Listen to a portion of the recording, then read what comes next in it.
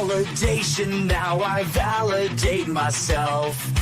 Building inner strength, putting doubt up on the shelf. No more unnecessary drama, no more wasted time. Climbing higher constantly, making my own climb. Standing on higher ground, where excellence is found. My potential knows no bounds. Raising the bar, breaking ground. My network is my net worth. Choose your company wise. Surround yourself with eagles, not with sheep in disguise. Every interaction is a reflection of my brand. Quality over quantity, that's my personal command. Standing on higher ground, where excellence is found. My potential knows no bounds. Raising the bar, breaking ground. Whoa. I'm not just living, I'm manifesting my vision. Cutting through limitations with surgical precision. My expectations are my compass, my respect is my shield. To mediocrity and chaos, I will never yield.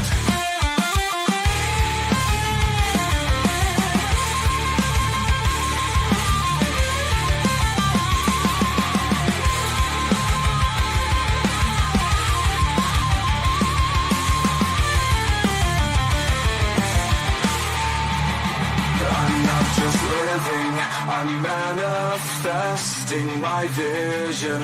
Cutting through limitations with surgical precision. My expectations are my compass, my respect is my shield. To mediocrity and chaos, I will never yield.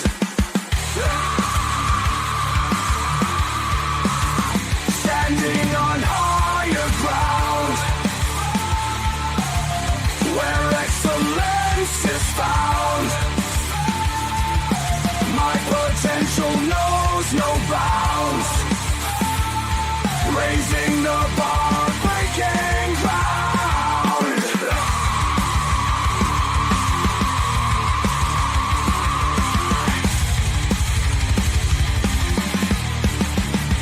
I'm not just living, I'm manifesting my vision. Cutting through limitations with surgical precision. My expectations are my compass, my respect is my shield. To mediocrity and chaos, I will never yield. How you doing, ladies and gentlemen? Welcome to This and That. I'm your host, Xander, where we talk about this, that, and everything in between. You know, the days are getting longer as daylight savings time is right around the corner. We got 3 days away from daylight savings time. Make sure that you guys like and subscribe. I was able to get at least the next 7 days worth of recommendations up onto the show's platform. What we're going to be talking about for the rest of the week, at least for the next 7 days. We've got our business and fine. We had some fans come into the comment section. That's what happened. And while I did tell you guys we were going to review some of the shenanigans that was going on in the White House on Monday, some of the fans came up and they were talking about cryptocurrency being the new trend. So I was like, all right, we'll run that show. So I threw that up there on Tuesday. And since Max Opposer's been talking about Egypt, I'm like, yeah, we're going to talk about Egypt. So Egypt is on Wednesday. We've got Thursday through Sunday. We've got our shows. Today, we're going to be talking about what makes women crave men. So we're going to be going over some things from a man's perspective. So ladies, if you ladies have some thoughts and considerations that y'all would like to throw into the show, by all means, you can like and subscribe. You can click the link in the comment section, approve the mic, approve the camera, and it'll bring you on in real time. You have the ability to say whatever it is that you want to say, as long as it is hopefully appropriate. As you guys seen yesterday, we had some individuals that was not very appropriate. We had to remove them from the feed. It does happen. Not that often, though. I am a bit liberal with your freedom of speech, but as long as you're not utilizing hate speech or defamatory comments, because we do get a little bit vulgar on here. This is a somewhat of an adult podcast, but I understand that we have participants observing that are under the age of 18. So with respects to them, try to keep it clean. Note that we are live 7 nights a week. For the next 3 days, we're supposed to be starting at about 10:30 Central Standard Time, which is 11:30 Eastern Standard Time, and that is 7:30 California time. However, daylight savings time is in 3 days. Technically 2 days from now, because for those of you that are on the East Coast, it is just about midnight. So 2 days from now, on March 9th, daylight savings time will occur. March 9th at, I do believe, 2 a.m. That is when the time will go forward to 3 a.m. That is when our 10 o'clock will move forward to 11 o'clock. So that means that we will be knocking things out. Because the time is going forward, I believe that since we have been airing at just about 11 o'clock, if we air at the newly proposed 10 o'clock, that would be the old 11 o'clock, if I remember correctly. You guys let me know. For those of you that are on the east side of the world, you guys let me know if I'm doing that hour transition. I'm going to check the difference between Greenwich time, Universal Standard Time, and the what is it? Daylight savings time. Yeah, that's the one. I'm going to cross-reference those after it happens. So in 3 days, we're going to be doing a shift, but we're supposed to air our shows at about 10 o'clock, daylight savings time, 10 p.m. And that should be right about now, technically. If time is going forward, an hour, 11 o'clock will be 10 o'clock. So we start at 10 o'clock. It should be the same time, because 11 o'clock will become 12 o'clock, since 2 o'clock will become 3 o'clock. So, yeah, make sure that you guys like and subscribe. I can never get enough of saying that. We have quite a few shows coming up Thursday, Friday, Saturday. We're going to be doing some social improvement shows. Sunday is our members only show, where it's open to the public right now, and we will be doing some questions and comments from the fans on Sunday, and then we're going to be talking about how money makes money for us Monday, Tuesday, and Wednesday. Special shout out to Red Void for showing up on Twitch. Omni81, Liberty Twitcher, Mr. Pibbs for showing up on Twitch. Special shout out to Twitch. Special shout out to Twitter. X, for those of you that watch us on Twitter X. We are going to see what we can do about what happens with TikTok after things happen to TikTok. We still have about 30 days or so left of the extension on TikTok. But as you've seen, Trump changed his mind on the tariffs because he did not get the cooperation he was expecting to get. He changed his decision to postpone tariffs. Likewise, if he does not get the cooperation that he's expecting to get from China, you may see him reverse his decision to unban TikTok. So if in the event that TikTok does not get bought out, we will then see TikTok go offline yet again. So we have not supported TikTok as of yet. Yeah, let's go ahead and dive into tonight's show. Tonight's show is going to be something different. We're diving deep into the mystery of attraction, and we're going to figure out what really makes women crave men. So let's see if we can unlock these secrets. Attraction is a crucial element in a romantic relationship, and it's what sets the tone for a deeper connection. So when we're attracted to someone, we're feeling drawn to them. We want to spend more time with them, and we're more likely to build a strong bond. But what triggers this attraction? What makes someone irresistible to another person? For many men, attracting women can be daunting tasks. We often find ourselves stuck in a rut, wondering why we're not getting the results we want. Special shout out to Max the Poser. He is here. Good to see you again, buddy. How has your week been? Did Fireball finish with his knee job, or is he still down there?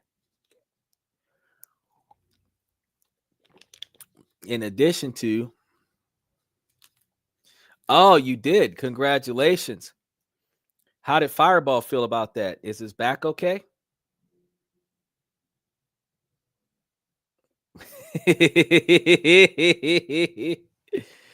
Yeah.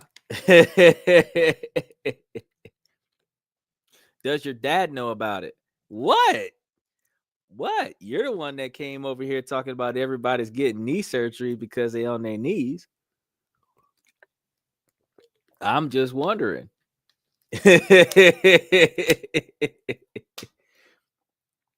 Not yet. Well, shit, you're live on national television. So if he's watching the podcast, he'll find out soon enough. Well, tell me, it didn't happen in school like those kids that were doing that Catholic school. It didn't happen at school, did it? I would hope that it doesn't happen at school. Lord knows the children are not being watched appropriately.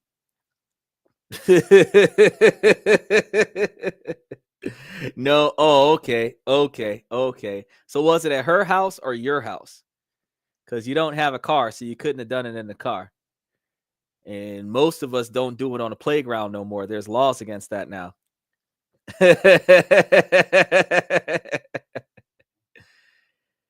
I know what it's like to climb into a window or two, but when you grow up, you get tired of doing stuff like that. When we're kids, boys will do anything to get that attention, which ironically, almost in line with today's show, because we're talking about women being attracted to men. So when girls are attracted to boys, they allow some of the weirdest things to go on. So what we're about to discuss was what makes a guy attracted to a girl. So that's a good question, Max. What were you attracted to in that girl? What did you like about her?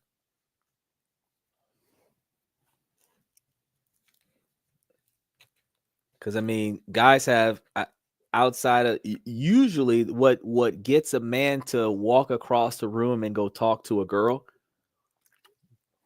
outside of the way she smells, because pheromones is a high trigger for lustful reactions. Usually it is the physical attributes of the person, how that person might look. So whether or not she had a certain attractive lower shape or a certain attractive upper shape, or just one of those like China doll faces with the long hair, something about it, something about the girl usually attracts the guy to go over there and start flirting with the girl and encouraging the girl to engage with the guy, where the engagements will ultimately lead to getting laid. However, there are some guys that are only attracted to the thought of getting laid by the girl and may not be attracted to the girl at all, but just because he has the knowledge that she is a willing participant, that his desire to participate may compel him to engage the female so that the female will participate with him. So that's one of the things we were talking about today was, hey, why do we find ourselves attracted to the women, and why are the women attracted to the guys?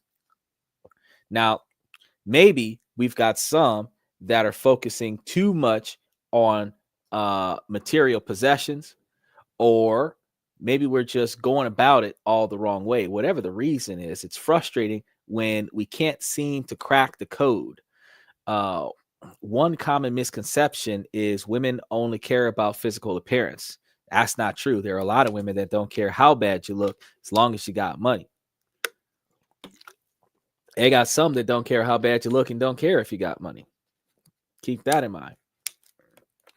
But those women that are paying attention to your physical appearance are far from the average expectation. When women focus solely on our looks, we neglect other essential aspects of the personality that could be major turn-ons. I've been telling you ladies this for a long period of time, because if you are only going off of what you can get out of the deal, the personality traits and characteristics that makes this person a good fit for you, you're not even paying attention to that.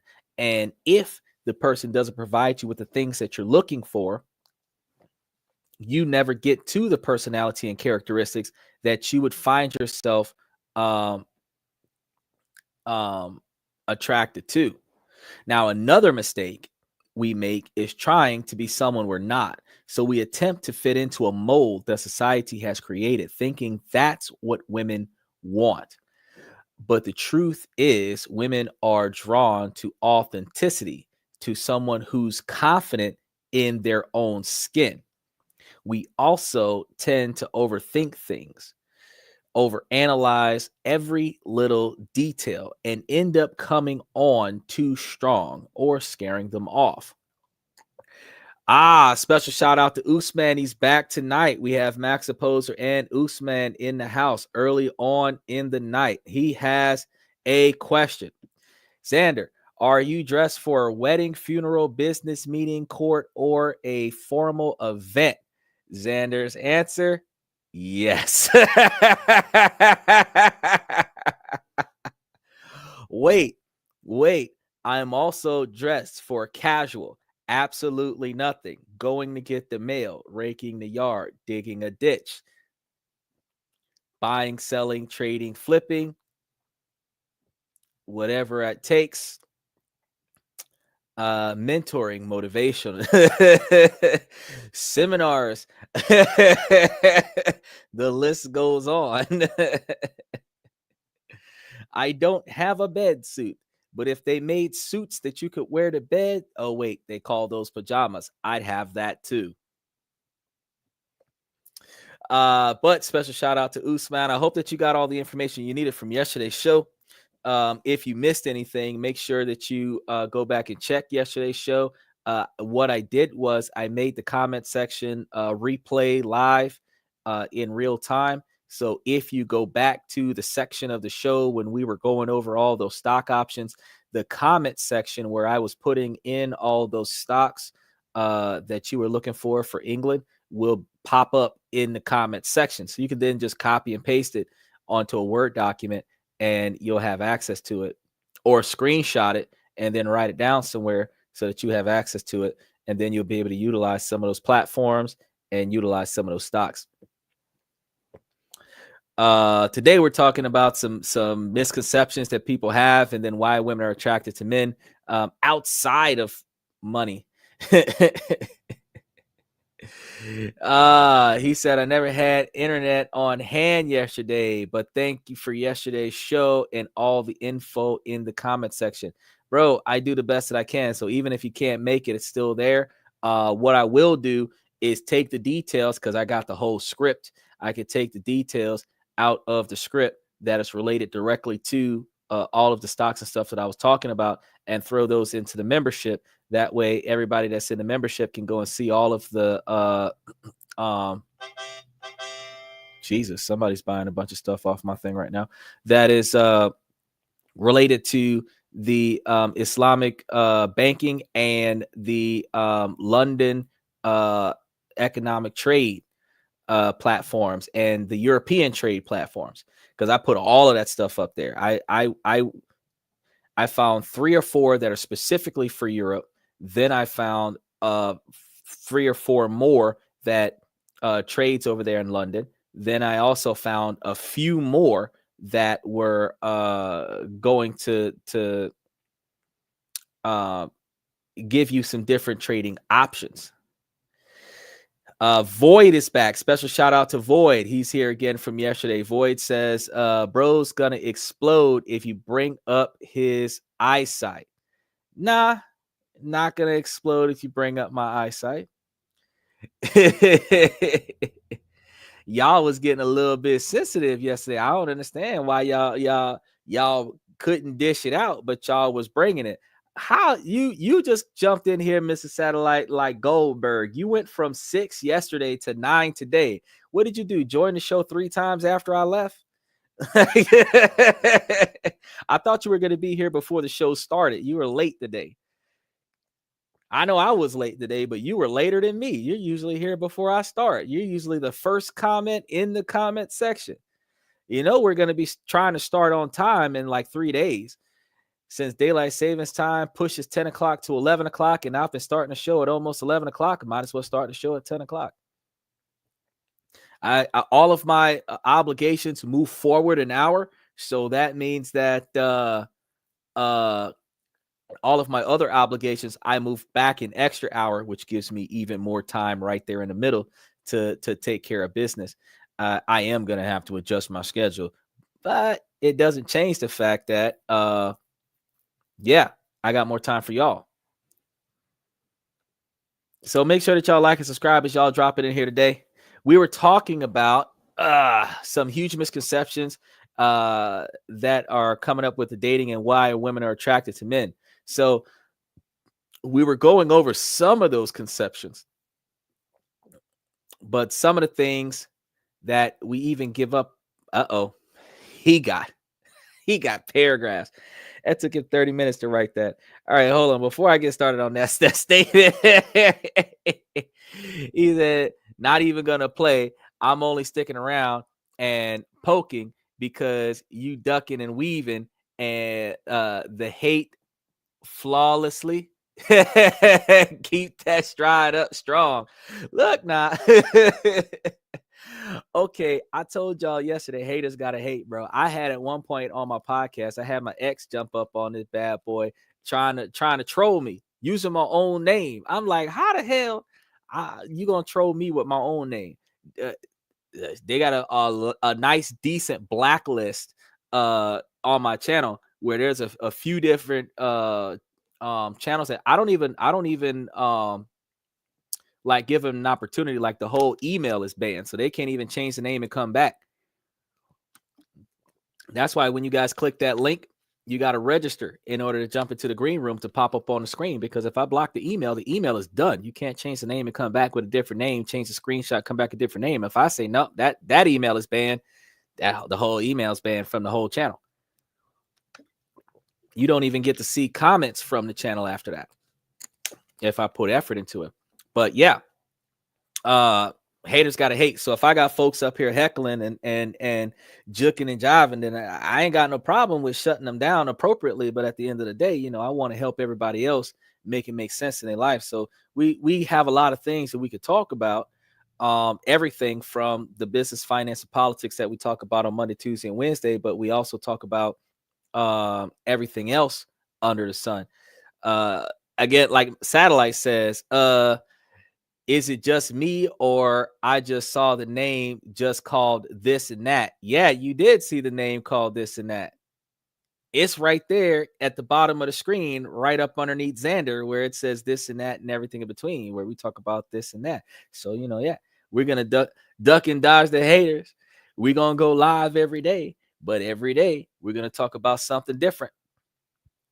I do try to genre this stuff into a little bit of a consistency, specifically because the algorithm is going to show me more favoritism if I show more of the similar content. So I kind of stayed into 2 different groups.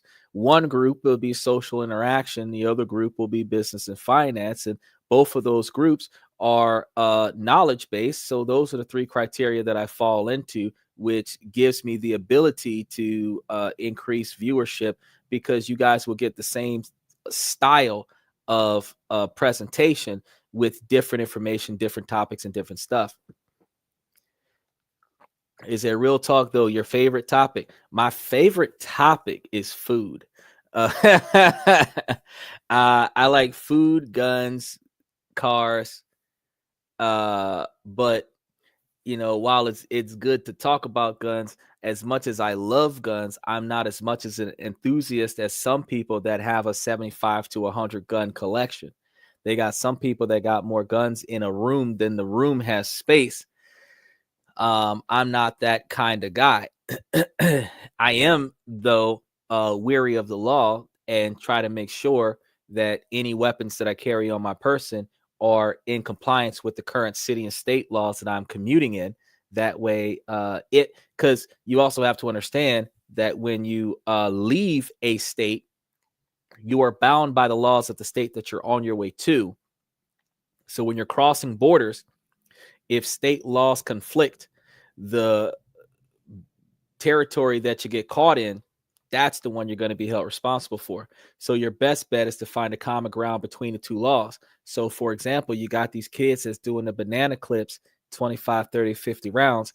In New York, there's a 10 round mag limit. And I think California also has a 10 round mag limit. Now, some states don't have tactical carry authorized, meaning that there's a bullet in a chamber. Some states do.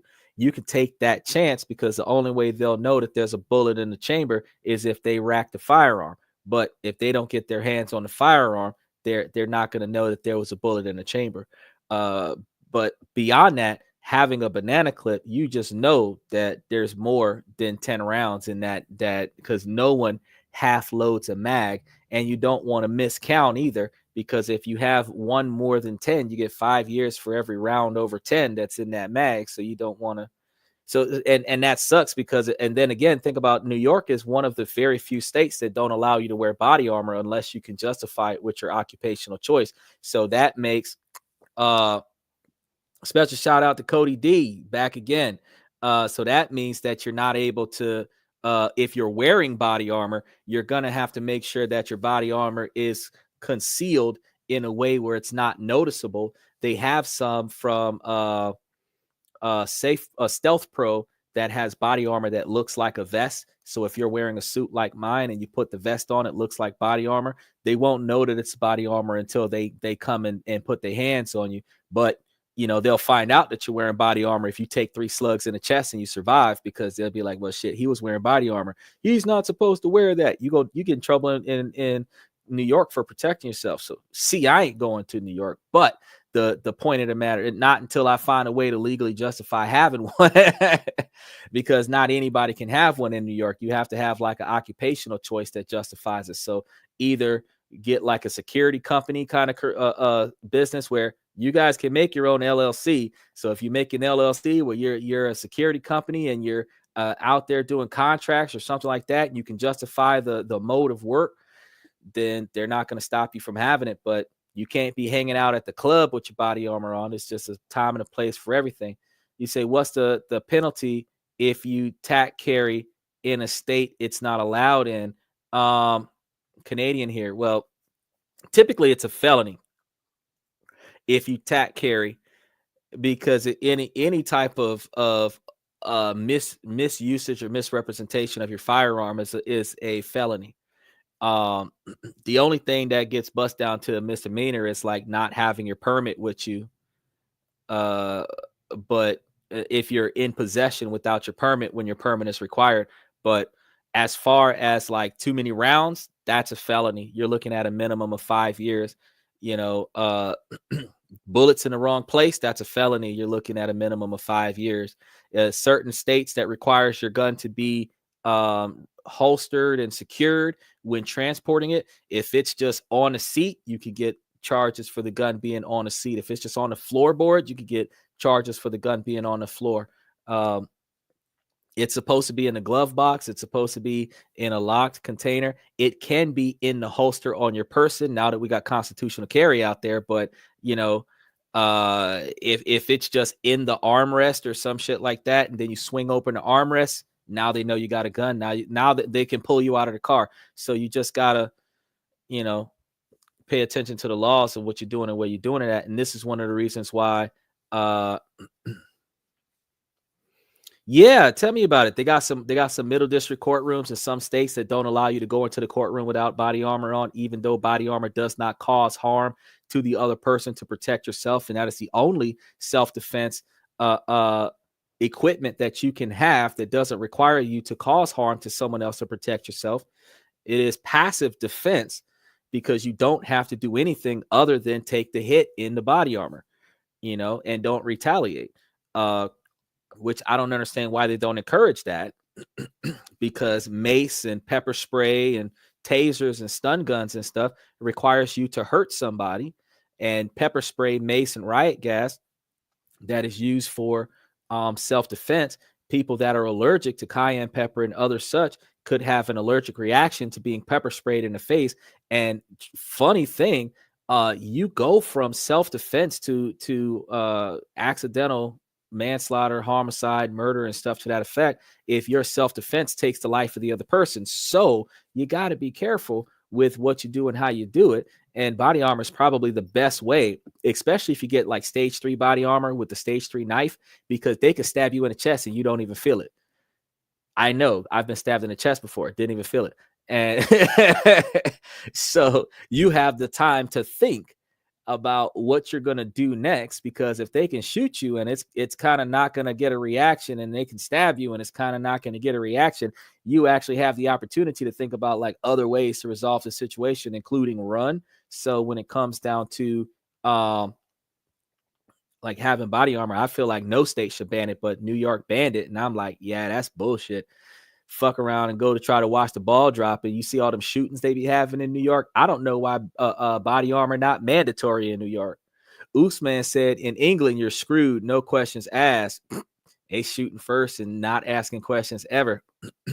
Certain firearms here, you actually have to let the local department know, as well as get a signed piece of paper for the time of transport. That's when you're traveling back and forward across state lines. If you get a permit to own and or possess, or pay tax stamp to own or possess the firearm, they have it on record that you own or possess the firearm. And because you pay for the records to stay updated, they allow you to have it as long as you keep your paperwork with you. But the funny thing that I have about ATF is that if they know that you have X number of firearms, they know how many people to bring to your residence to remove your firearms without your knowledge or consent. So it's in your best interest. The less they know, the better it is for you. So while there is a requirement in some states to register, it's not a requirement to register. But if you're transporting firearms across state lines unregistered, you can get a trafficking charge like TI did, even if the guns aren't stolen. So if you're riding around in your own state with 30 guns in the trunk, by all means. But if you start driving across country with 30 guns in the trunk, you might want to have some paperwork on them bad boys. But again, if they're not registered with ATF, whoever they're registered with, they're not having ATF come and kick your door in and count how many bullets you have in each one of your guns. But once you register your firearms to ATF, they know everything that's going on in your household. And I feel like our First Amendment right to say stuff is backed by our Fifth Amendment right to say nothing. And a lot of times we should not say nothing. KJ Kelly, special shout out to KJ. He was here yesterday. He said, he said the Second Amendment was created to protect us from the government. Is that wrong? No, it's not wrong. The constitutional right, actually, the Constitution, the Second Amendment was created for everyone in the 13 colonies to be able to grab arms whenever necessary to defend our country against an invasion. The Second Amendment wasn't necessarily created for us to protect ourselves from our own country. It turned into us protecting ourselves from our own country because of the behavior of government officials. So our constitutional rights are violated, 1, because we don't know, 2, because we're too stupid to go find out, and 3, because they know we don't know, since it is public knowledge And the only time anybody gets public knowledge is when they're watching this and that, where we talk about this, that, and everything in between. Because we can Google just about everything that we want to Google. I tell y'all, ask the Google lady. But a lot of the times we just don't pay attention to it. Then because you're unsure, you're afraid to get shot, they'll tell you what you can and cannot do, not tell you or respect the rights of what you really can and cannot do. They'll tell you what you want to do and say, well, you do what they want you to do because that's what you have the right to do, and you don't have the right to disobey them. Now, that's not true. You're required to follow lawful orders within reason, but if they're not giving you a lawful order, or they're not being reasonable about their lawful order, and your safety is compromised by their instruction, because they're not supposed to instruct you to harm yourself or put yourself in a dangerous situation, and they're not supposed to instruct you to break the law. So if you're not sure about what they're doing, you don't have to abide by that lawful order. You have to get a supervisor out there, but you also remember that they can take retaliation tactics and arrest you for obstruction because you didn't do what they told you to do. Now, granted, you can beat the case because if their shit's unreasonable, you got a body armor, body camera. I got a body armor, body camera. We're both going to live to tell this story. And then we're just going to team up, put our videos together, and show 3 different angles of the cop being an asshole. And then your case is thrown out. After your case has been thrown out, then you can go and get it removed off of your. There's a difference between getting it removed and getting it expunged. Expunged is when you're guilty of doing something, and then they just wipe it off of your record unless you're trying to be a CIA agent. Then they're going to pull it up. It's like redacting your fuck ups. That's what expungements is. But if they get it, if they remove it off your record because you were not convicted of the crime, so they remove it as a pending charge on you. So then it doesn't show up when people do background checks of you. That's when you're able to live a better life after an arrest like that. But it typically takes a not guilty verdict. Then it takes you filing a petition with the court to have that charge removed off of your record. If you don't remember to ask the judge with the non-guilty verdict to have that removed off of your record since you are not guilty. Really, anybody who gets a null pros, you want to keep it in your mind to ask the judge during the null pros portion of the case, can the court add to the ruling that the charges applied to my criminal record be removed off of my criminal record now that the case is resolved without conviction? If we remember that and the judge ruled on it, you don't have to waste your time filing a new petition to ask a new judge to do the exact same thing. If the current judge overseeing the case adds it in there, you take that court order and then you contact every records department that has your criminal background in it, give them that court order, they delete it off of your criminal record, give it a few weeks to a few months, and then all of a sudden it disappears. So let me keep going. In England, you can't own one. I think only a hunting rifle is allowed under special conditions. Well, in some countries like China, Japan, South Korea, you're not supposed to have one. Well, Japan, you can own one. Philippines, you can have a permit if you're a resident. You can have a permit in-house if you're married to a resident. North and South Korea, you can have one when you get off the plane, but you got to turn it in within 72 hours, and then you pick it up from the police department on your way out. Which means that you can only have it on your person within 72 hours of catching a flight. So there are countries that do not allow you to have a firearm. They will allow you to bring it on the plane if you turn it into them immediately after you get off the plane. So that, I guess, if you, as a U.S. citizen, you want to have it while you're on American territory, they'll let you have it on the plane. And then when you get off the plane, you got to give it to them. And then you keep your paperwork with you. Then when you turn your paperwork in, you collect it, you're going straight back to the airport. You get on the plane, you take your gun with you so that when you walk out of the airport in the United States, you got your piece with you so that they not GTA 6ing you fresh off the plane. Because you don't want to be like Tony Vassetti. You don't want to get got when you get back in the U.S. You don't want to be like CJ getting caught in Los Venturas as soon as you get off the plane. You want to make sure that you got yours. So there are some countries, but in order for you to travel with your firearm, you have to talk to the country that you're going to and get confirmation as to what you can and cannot do before you go there. If they tell you no, no means no, and you got to leave it here. Now, if you're leaving it here and you're traveling to another country, you're responsible for your firearm here. So you got to put it somewhere safe, in a safe or with somebody that'll keep it safe, whatever you can do, and hope that it's still there when you come back. He said in England, they are now dealing with the butter knife problem. Shoo! I don't know what to do with a butter knife problem. You right, KJ. I don't know what to do with a butter knife problem. Like the most I can see myself doing with a butter knife is like getting some bread. But y'all got some like bone knives. Like y'all butter is thick like bricks because butter knives can't even give you a paper cut. Y'all got some, if y'all stab at one another with butter knives, y'all legit got some anger management issues. I got like a massive bone knife on my Hold on, can I reach my shoe from here? As I had grabbed me a big ass knife. I said, hold on, I'm in a state that says you can have big ass motherfucking knives. I was like, hold on a second. I couldn't find a shoe big enough. So I got a shoe big enough. This ain't no butter knife right here. This that's one of them Crocodile Dundee knives. I'm like, look now, he got guns, he got knives. How will the butter knife spread butter if there's no butter knife? You supposed to have butter. I don't know. He says Xander going Rambo mode with that. That's like some Blade 4 stuff. It is. It's actually yeah. I think it's 8 or 12 inches.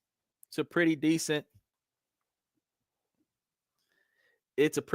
piece of equipment there that it don't play no games. It's the full length of the shoe. It's a full length of the shoe. And I use those belt buckles to clip it to the shoe and put the pants leg over the shoe. So when I run out of 150 rounds on my belt loop, grab a knife. But that particular knife, you're like, the knife is bigger than the gun. He said, my man, read the Federalist Papers, read it twice. It's real dry. Read it, but oh, so correct. But that's what I try to tell you, though. That's what I try to tell you. I stay knowledgeable about what I got going on. And yeah, I be sitting here reading off. I got like 60, 70, 80 page scripts up here, 120, 160 page scripts up here. For me to be linear with my information, I take all of that stuff and piece it together. And I be reading so much legal documents, bro, just to make sure that I'm not fucking up my life. Because at the end of the day, you have to do what you know is right. I told y'all this, right? You have to stand up for what you believe in, right? You must defend that by any means necessary, right? But you must accept the consequences of your actions before you perform the action. So I just go and find out, like, what's the worst that could happen if I do this? What's the worst that could happen if I do this? What's the worst that could happen if I behave this way? Now, in America, that gives you the ability. He said, can we talk about world peace now? That's one of the reasons why, as Americans, we're able to identify ourselves as free, because under the Constitution, you have the freedom to do whatever you want, however you want, as long as whatever you're doing doesn't negatively impact somebody else or their stuff. There are people who tell you that you can't do things that you can do. Like, for example, I was at the bank earlier today, and I was dressed like Blade Trinity. I was out 3-piece suit, something like this one, 3-piece suit. They were mad because my firearm was on my thigh because I had a drop holster. And they're like, oh, are you carrying a firearm? I'm like, yes, it's an open carry state. I have no problem with carrying my firearm. Not only is it open carry since 2023, it's not a constitutional carry in addition to that.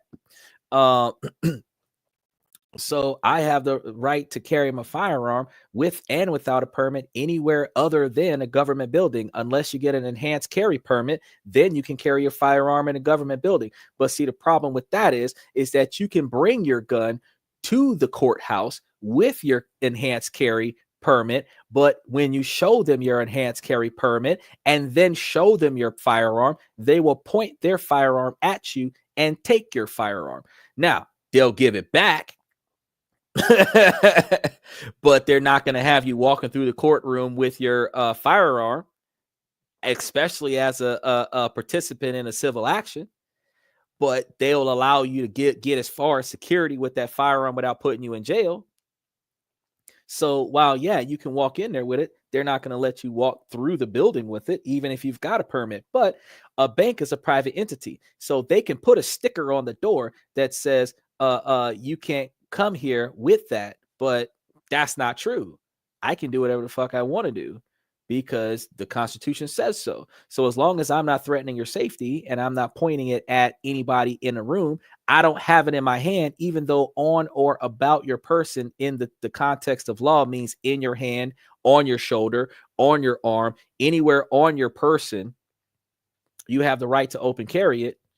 The fact is that they can misperceive it being in your hand as threatening and then make a false police report, which will get you in a world of trouble because you're in the bank holding a gun in hand and somebody's claiming that their safety is compromised. So that'll get you shot down before you even make the withdrawal.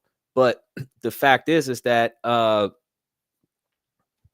appreciate that like click. But the fact is that you having it in a holster, having it especially in a secured holster, you can do whatever you want to do as long as you know what the laws are. And that's why I tell you guys what I tell you on the show. So we go over a lot of things in a lot of different ways, and we cover a lot of different topics, and we bounce back and forth between some of the more common topics, specifically because you said, so did you go to the bank dressed like Blake? Yes, I did. I have a floor length trench coat, 3-piece suit, tie, shades, those boots with that knife and the gun to match. Yeah. And I keep my firearm within reach. I don't even go nowhere. It don't get that far. I keep it within reach. I bring it to the podcast. I just don't wave it around on the podcast on a regular basis because, people don't really need to know what you got. Do I practice drawing in the mirror? No, I don't practice drawing in the mirror. The reason being is because you don't need a mirror. Have I practiced my draw? Yes. And the reason everybody who owns a firearm should practice their draw, because you're supposed to be able to know that you can remove your firearm out of your holster quickly. You're supposed to know what obstructions will interfere with your ability for a quick draw. I have a clip on my holster. It doesn't allow me to quickly draw the firearm out of the holster. So that means that if I believe that I'm in a situation that requires me to draw my holster, I have to unsecure my holster first before they realize that my holster is unsecured, and then stand there with an open carry, open draw holster. And because it's a strap, it's not like the ones that the police have where you can just push the little thing forward. I have to move the strap out of the way of the draw so that when I draw, that I'm not getting tangled on the holster. But there are none for this particular type of thing. He said, my bad, I thought the mirror will enable you to see where you've aimed upon. No, that's what the tack light is for, bruh. So if you were to take one of these, I need to do a gun episode now. If you were to take one of these out of the holster, you're supposed to be able to utilize the tack light. So if you have the tack light, then you're able to see where you're going with the firearm. But as you understand, I don't play games with my firearms. I'm not that guy that looks in the barrel. I'm not that guy that puts the finger on the trigger. I've got a compensator on it. I've got the tack light on it. And because this is a Smith & Wesson M&P Shield, I don't have very many options for it either. I don't have the ability to customize it and make it more tactical. I have the ability to utilize it where it has very little recoil. I can hide it in a lot of places. And since I don't have hands like Dwayne "The Rock" Johnson, the single stack barrel allows me to be able to draw it and then squeeze the trigger without breaking my wrist. So, it's very effective. And the rounds that I have are actually pretty impressive rounds. Since we were supposed to be talking about what make women attracted to men, we're talking about guns today. Unfortunately, I actually carry the RIP G2 Research 9mm 92 grain Luger slugs. Yeah, overkill, and I make sure I carry over 100 rounds at all times. So like 10 mags, 10 round mags.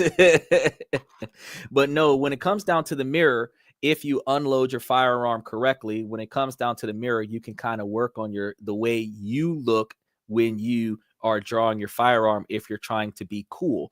But what makes drawing your firearm effective is being able to pull it out and having it in the forward position with little resistance.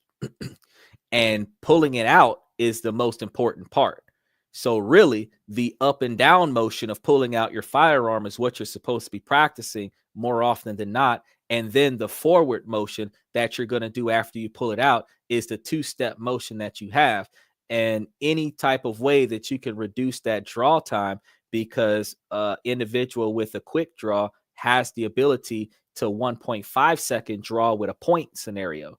One of the things I found out with my tack light is that if I apply enough pressure to the outside of my holster, I can activate my tack light before I draw my firearm, which means that I can already have my tack light on, so I can draw and finger on the trigger instead of draw and finger on the tack light, which allows me to aim, and the tack light's already been tuned inside of 20 yards. So whatever that light's pointing at, I'm going to hit that. And law enforcement does largest center mass. Body armors are largest center mass.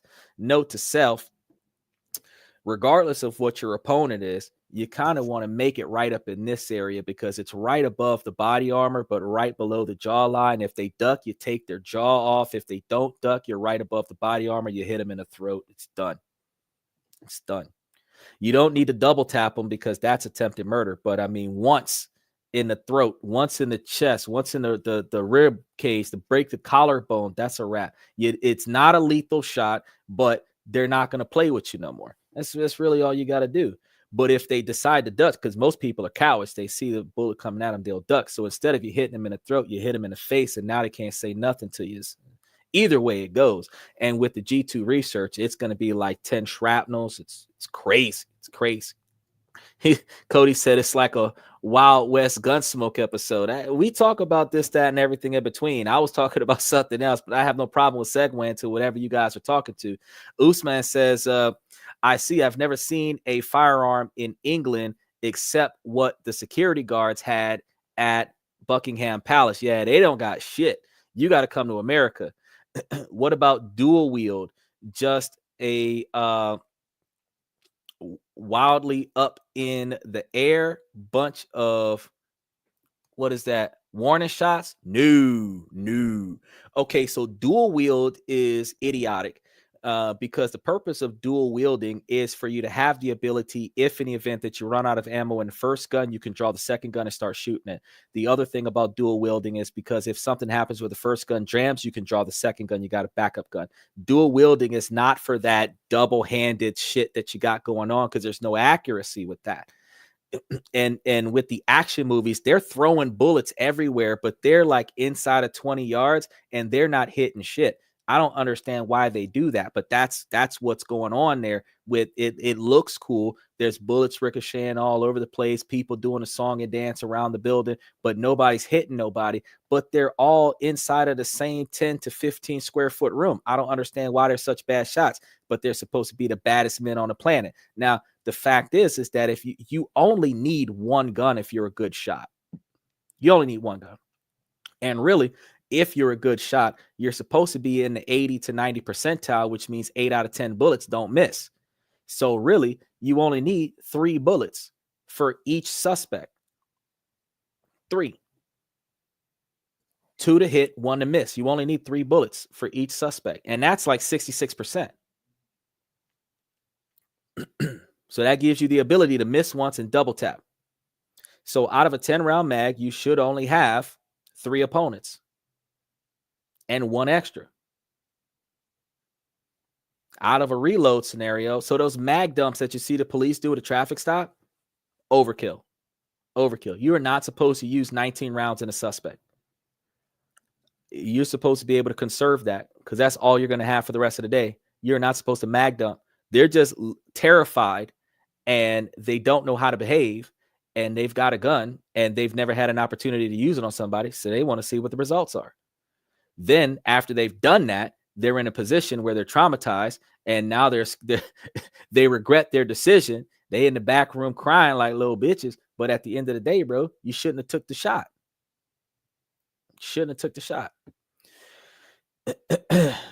Was more distinguished back in them days. Yeah, it was. Is that all the liberals are like rolling in their graves and sleep right now listening to this. Like, hey, if I'm still able to go live tomorrow,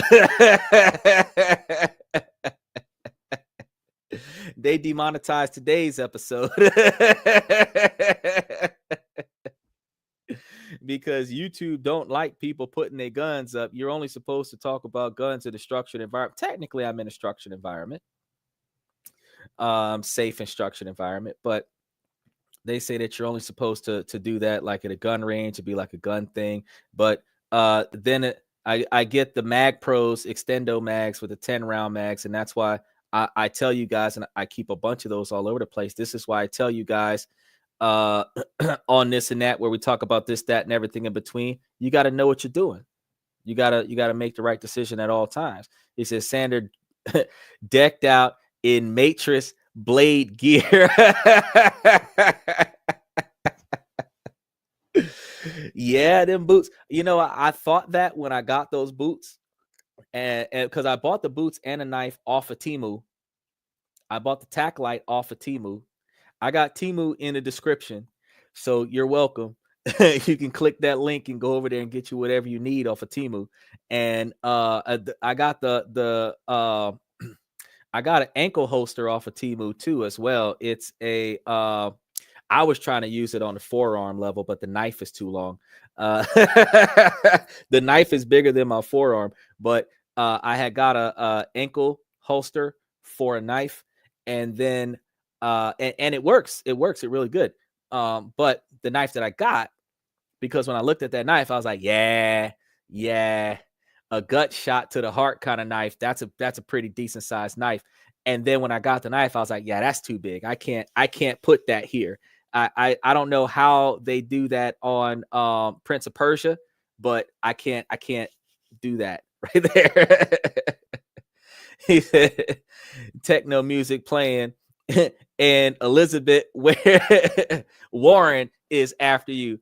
Oh shoot, hold on. No, if I was gonna do some music, I would do one of these from the podcast, because we've got wait, where is, oh, that's way down here. We've got Elevation Protocol up here. I would be listening to one.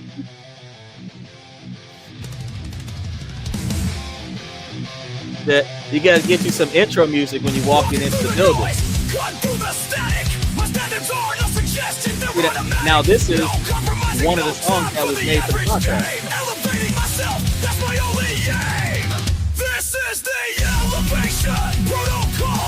I feel like WrestleMania intro right here, guys.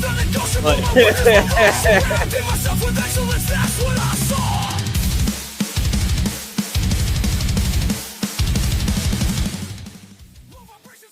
it's a very interesting.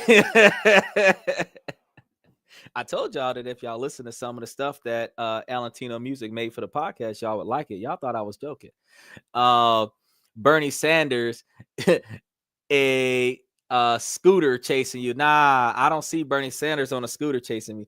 Xander, you look more happy talking about firearms and talking about relationships. Well, some people like to come on here and talk shit. I've always wanted to do one of the shows about guns, but again, I'm not an enthusiast about guns. I like to protect my rights, and I like to protect myself, and I like to protect my family. I like to protect the people that's important to me. So while I love the ability to utilize firearms for the sake of defense, I'm not going to put myself in the same category as gun enthusiasts that know everything about every type of gun that was ever made in the world. I'm not going to do that. I know everything that I need to know about my gun that has been discontinued since 2017, 2019. They don't make it no more, but they sell it at the pawn shop, and you can get one for the same price that it was valued at when it was brand new, which goes to show you what the value of that son bitch is, because it hasn't degraded in value for years. It's a $450 or $475 firearm that you can pick up. And I've got the Gen 1. So the Gen 2 sucks. The California compliant one sucks because it has a little thingy on the top that shows that there's a bullet in the chamber, which lets you know that the gun is loaded. And then you have the Gen 3 one that is like I guess the Shield Pro or some stupid shit like that. It's wider, that allows you with a 15 stack, which is convenient because it starts competing with the full stack. But I think that it's just inconvenient to have, on top of the fact that if you plan on going to New York. Now, if you're never going to New York, then fuck yeah, 15 rounds all day long, because the full stack has 19 rounds base, 24 rounds extendo mag. But I try to be universal when I do what I do. So if I got to have a 15 round mag with 5 rounds missing because I plan on passing through New York, I just don't think that that's a good look for me. Cody says that's great, yeah. And then all the LGBTQ flags and people chasing you. Ain't nobody chasing this guy. Morpheus has arrived. Exactly. So Stryer is interested in bulls. Interesting. Special shout out to Stryer, first time tonight. So yeah. I don't just talk about relationships. I talk about self-improvement, but we also have to understand as men that we are driven by the desire to be in a relationship. We are driven by the desire to have that companionship.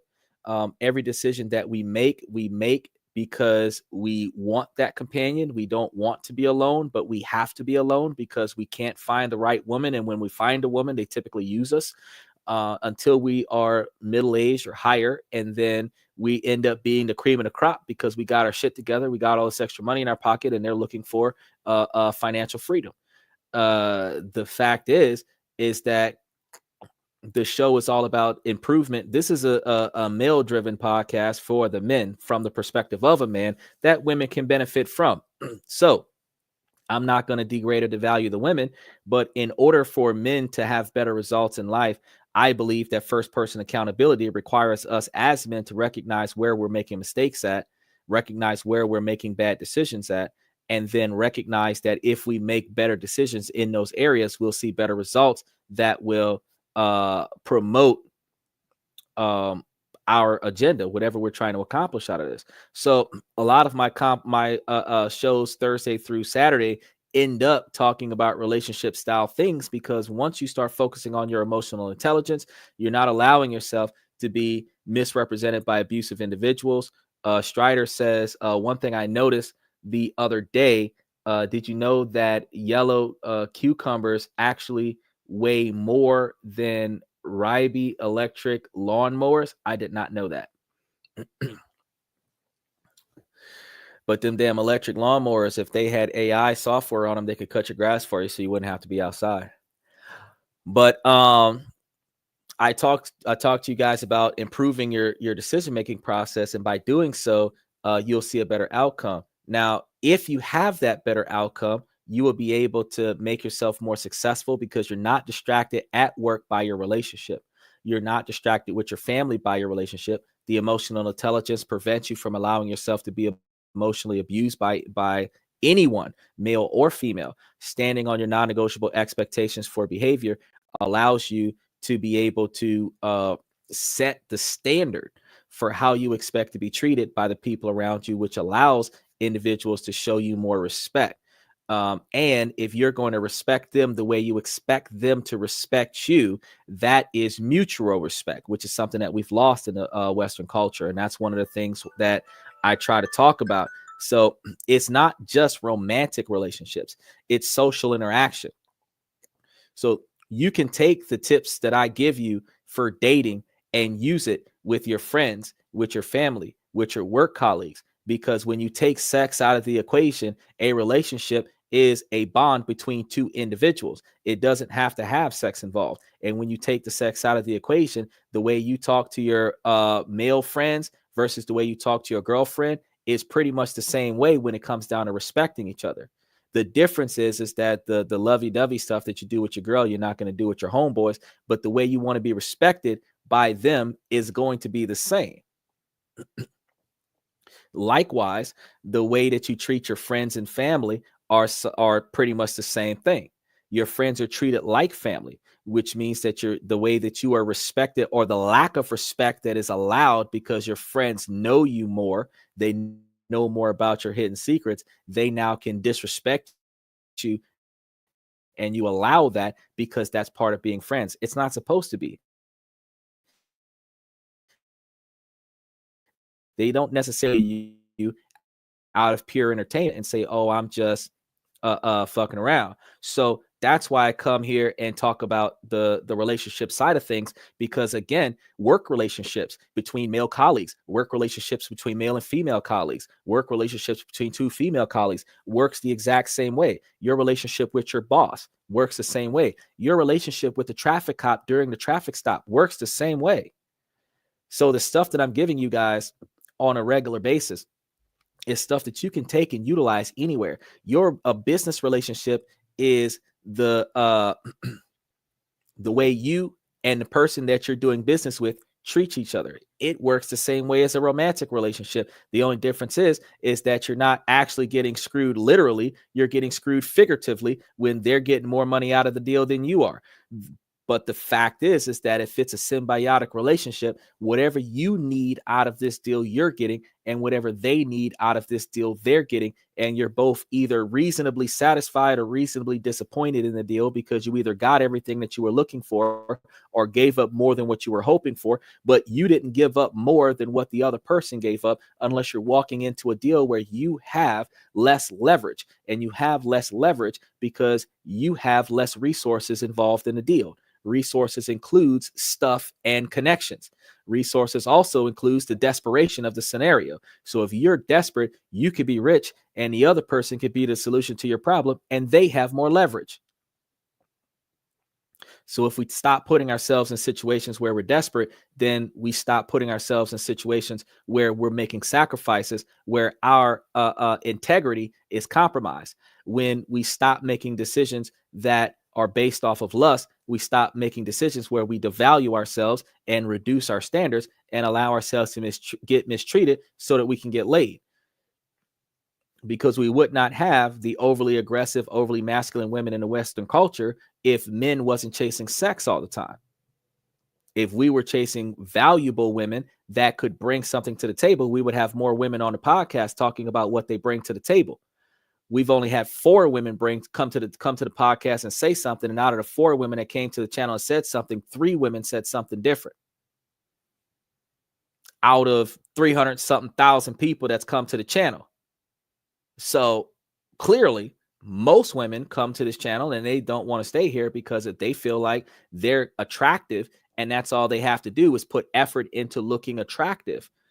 But that's not it, because men don't put effort into giving you money on a regular basis that values the man. The man is valued because of the stuff that he does that doesn't cost money. Moving the furniture around, picking you up when you fall, covering you when you're cold and wet, keeping you from getting splashed on by the car, fighting you when you're fighting other people when you're in danger, going to jail for you, getting jumped because of you, Captain Saver, jacking up the car, changing tires on a rainy day. None of that stuff costs a man money. It costs effort. And these are things that women value in a good man, but it is expected because it's a good man. Women are not expecting men to be good men. Women are expecting men to be generous men, because women want a man that's going to give her a bunch of stuff, even if he ain't shit. That's when we start talking about the relationship stuff, because that's a bad decision. Cody says, feel like mutual respect is to do what morals and self-morals also. Yeah, and I got some country music going on in the background. So yeah, it's like either being the observer of things or the one used by things, and the unexamined life is not worth living. That's true. And that's where we get on these concepts. That's where we start talking about these things, because we are supposed to be able to recognize what we've got going on in life. We have to know our worth, know our value. We have to know what we're trying to accomplish. And then with all of that, we have to know who's in it with us.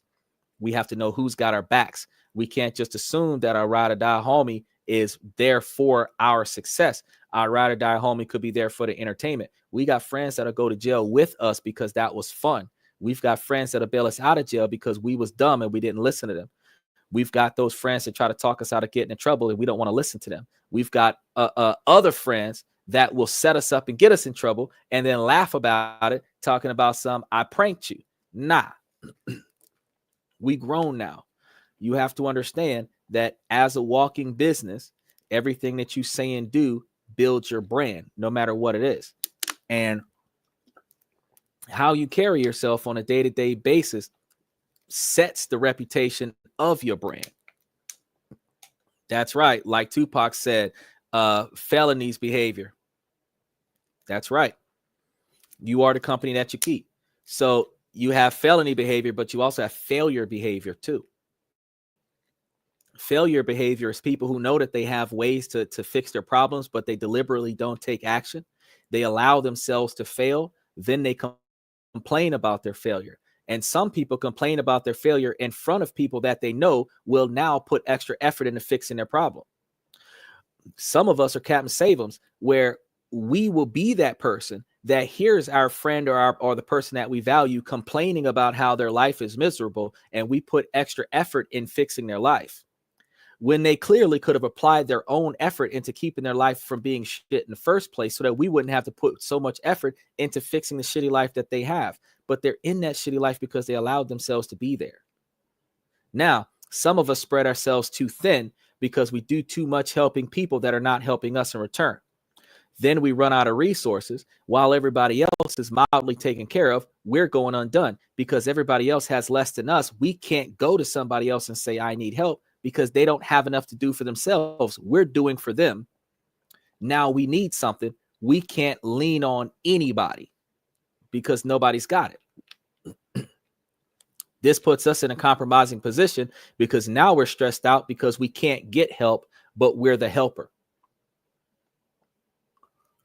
Who do you call when a savior needs saving? Cody says, I need to be more selfish for sure. It's not selfish. It's tactical. It's tactical. The thing is, like I said before, with the friendship, with the loan contracts, if you draft a standardized loan contract that dictates how much money you're lending your friend, how much interest your friend is going to pay, how often the interest is going to be compounded on the loan until the loan is paid off, what is the duration of the loan expected to be paid off, what penalties will be occurred on the loan if the loan is paid off in time, they sign it, get it notarized. It's a legal contract in every state and most countries around the world. Your friend borrows money from you, they owe you. You keep track of how many times they pay you, give them a receipt, take a copy of the receipt, attach it to the contract. Until the full amount has been paid with interest, they continue to owe you. Every time they ask you for money after that, until they pay you back, you have to tell them no until they've paid off their last debt. They will not ask you more than once for help. If they can't get it done right themselves, they're not going to come to you. Now, if they pay you back, because some people need it, just don't have access to it, and if you hold them down, they got you. Some people, you give them $500, they give you back $550 because they appreciate you. But guess what? That puts an extra $50 in your pocket. So if they need $500 again, you got them. They do that 10 times, you've got $1,000, which means that if they need $1,000, you can front it to them, because you know that if you give them $1,000, they'll give you $1,100. That also means that if you need some of your $500 after you've loaned that $500 to them 10 times over the course of y'all friendship, you got an extra $500 lying around just to lend to them. But if you give them your last $500, now your car insurance is due, now your phone bill is due, now your little girl needs some diapers or something like that, you ain't got no fucking money, because your homeboy is supposed to pay you back in 2 weeks, but you need money today. You lent him money 5 days ago. He told you he was going to have it for you tomorrow, but he don't get paid 2 weeks ago. For 2 weeks from now, you stuck until he pay you back. I get on this podcast and I start from the perspective of being broke, and I talk to everybody on their way up to being financially successful. And then as we progress, I tell you guys on all of the different ways that we can go about making ourselves successful by changing our decision-making process. So notice, even when we was here talking about the guns, I'm like, look, I looked up the knife law before I put the knife on the shoe. I looked up the gun laws before I put the gun in the holster. I looked up the bullet laws before I bought the bullets. Those are hollow points, so they're still legal. And they're actually listed as self-defense firearms, so they're still legal. Special shout out to Taiwan Voice. If you keep spelling that word out, buddy, you're gonna get it.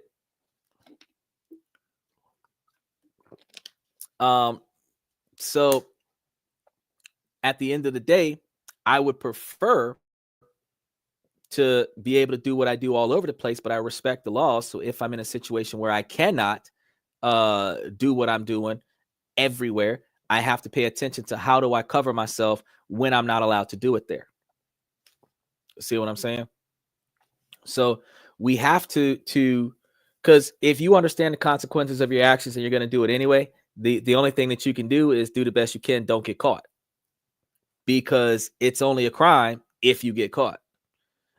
It technically is a crime all the time, but the consequences of the crime only happens if you get caught. So you want to make sure that whatever it is that you're trying to do, that ain't nobody going to snitch on you. Because truth be told, one of the things we were talking about with the tax show a couple days ago is that whistleblowers will put you in a compromising position, because whether or not you report your taxes or not, the IRS is going to come after you if somebody gets your government name and then reports you to the IRS and say that you have misrepresented your tax information. And they can make a false accusation, and then the IRS will do an audit. And then when the IRS audits you, they might actually find something that the other person didn't know. And now you're in trouble. So one of the things you want to do is not tell people about the operation of your finances to the full totality of things, but oh yeah, you're gonna square dance with them. You're gonna square dance with them because you're gonna tiptoe around the release of information. You don't want people to know what you got going on with your operation, but you want to make sure that you keep your enemies closer than you keep your friends. You want to treat everything like it's just business, because Judas only did what he did to get paid. But I mean, how close to the cross did the man get after that happened? So your enemies will do more for you than your friends, because ain't nobody tried to get him down. He had 12 disciples there. One sold him out. What did the other 11 do? Stand there and watch? So how many loyal subjects did he really have? He wasn't, him and the other 10 folks wasn't up there on the wall with him. He was up there by himself. Oh, they wrote the story about it, but his homies wasn't really all his homies. He knew that, though. He knew that going in. So we have to remember that, like, yeah, when I come here and I talk about these relationship aspects of things, you have to look at the details, because I'm not giving you clues as to how to pick up a girl. I'm not giving you clues on how to keep a girl, because if she gonna stay, the bitch gonna stay. She not gonna stay no matter what you do. She not gonna stay. But if you're doing what you're supposed to do, she should stay. Now you need to know what that is. If she's doing what she's supposed to do, then you'll let her stay. She needs to know what that is. You need to know what that is so that you can hold her accountable for what that is. That's why I'm trying to say, yeah, we talk about everything under the sun here. Cody says, I think Peter helped him carry his cross some. All right. I'm a bring you to the bail bondsman so the bail bondsman can go ahead and lock your ass up. I'm a good friend. I'm gonna turn you in. I'm gonna help you turn yourself in. Look now, I need to not have stupid friends around me because I don't want to have to do this. But if it's a situation where freedom is at stake, I'm aiming for freedom, and I don't miss inside of 65 yards. So, fact is, all of us are going home together, with or without shackles on our feet. We all going home together. But also at the same time, you have to be able to talk your friends into making sure that they're not making bad decisions. First person accountability. Now, like my mom always told me, if you do some stupid shit and get your ass locked up, you're in there by your damn self. But if you was in the wrong place at the wrong time and it ain't had nothing to do with you, I got you. So if you following my advice and you are making better decisions where you're not getting hemmed up because you was being disrespectful in that traffic stop, you're not being hemmed up because you with one of your friends and your friend is a pocket picker, so they decided to pocket pick the restaurant, shoplift, and now y'all in the security office going down because you was keying with him because you thought it was funny, and then he got caught and you got pegged as an accomplice. You know, if you riding with a homeboy that ain't sober and they crash the car and you end up in a wheelchair, like, you got to understand that you are the reason why you in that situation, because you allow stupid people to do stupid stuff around you, and now you're negatively impacted by that. That's why we talk about these relationship topics, because once you become rich, you're a target. The more money you have in your pocket, the more people will try to take out of your pocket. So while I teach you guys Monday, Tuesday, and Wednesday how to put money in your pocket, I teach you how to behave Thursday, Friday, and Saturday so that don't nobody take money out your pocket. Ain't nobody suing me. Shit, I can tell you right now, ain't nobody even Googling my ass. And you would not get, if you Googled me, you would not get anything other than this podcast on YouTube, Twitter, Twitch, and TikTok. If Xander is tied to the show. So you're not putting me in Google search and finding out nothing about me. Why? Because that's how people find ways to fuck you over. The more public knowledge that you put public, the more people can come and take advantage of the knowledge they have about you. That's why I told you guys the other day. I said it yesterday when a dude was saying that I look poor with my thrift store clothes on and stuff. And I'm like, that's fantastic, because if I look broke, then that means that nobody's going to try to steal from me. I mean, they're not going to steal from me anyway because they're going to see the drop holster. But the fact is that they're less likely to try me if they figure I ain't got no money in my pocket anyway. It's an unnecessary scenario for me to start conflict with the person that, one, Second Amendment, and two, ain't got nothing to lose because I ain't got nothing to take from him. Which is one of the reasons why you're supposed to own nothing and control everything. So you're supposed to make all your money, move all your money into a trust. If you do end up in legal action, you don't own shit. So what are they going to do? Sue you for the clothes on your back? Because if your trust own all of your estate, your trust own all the money in your bank account, your trust owns the bank account, the trust owns the car that you drive, it owns the house that you're living in. They can't take nothing from you because you don't own nothing. They can't. What are they going to do? Liquidate your assets? Your clothes have a $0 value after you've worn them for a while, so that you can't even sell the clothes and get money for it. So that what can they take from you? Absolutely nothing. And even if you allegedly owe somebody, they can't put you in jail for not paying. They can liquidate whatever assets that you own, but they can't put you in jail for not paying, which also means that after 7 to 10 years, that debt is gone. They legally cannot claim that debt. That's one of the reasons why you do the contract with your friend, because from the date of the last payment, they have 90 days before you take legal action against them to collect your cash. Because they've got 7 years, 3 years in some states, 5 years in other states. And if you don't collect it from 3 years from the date of default, you can't get it. It's non-claimable, which means that they just borrowed money from you and you got to charge it to the game, which is a tax write-off because you got a contract that shows that you did a private money loan. So it's a tax write-off. But the fact is they can't borrow nothing else from you until they pay you back with interest. It keeps people from messing with you in ways that you shouldn't be messed with. He said, hey, man, amazing balls. Overall, I give them 9.5 out of 10. They would be 9.8 out of 10 if the left sack didn't have a small wart on it. Well, I mean, if you're that close to it, Strider, still pretty good overall, though. Keep up the good work. I appreciate it. Special shout out to Strider on his knees, getting too close to the left sack. What is that? Corporate. I am the corporate person. Oh, corporatizing. Oh, okay. I see what it is. Corporatizing the corporate person. That's ingenious. Exactly. But that's what I've been telling you guys about socialization.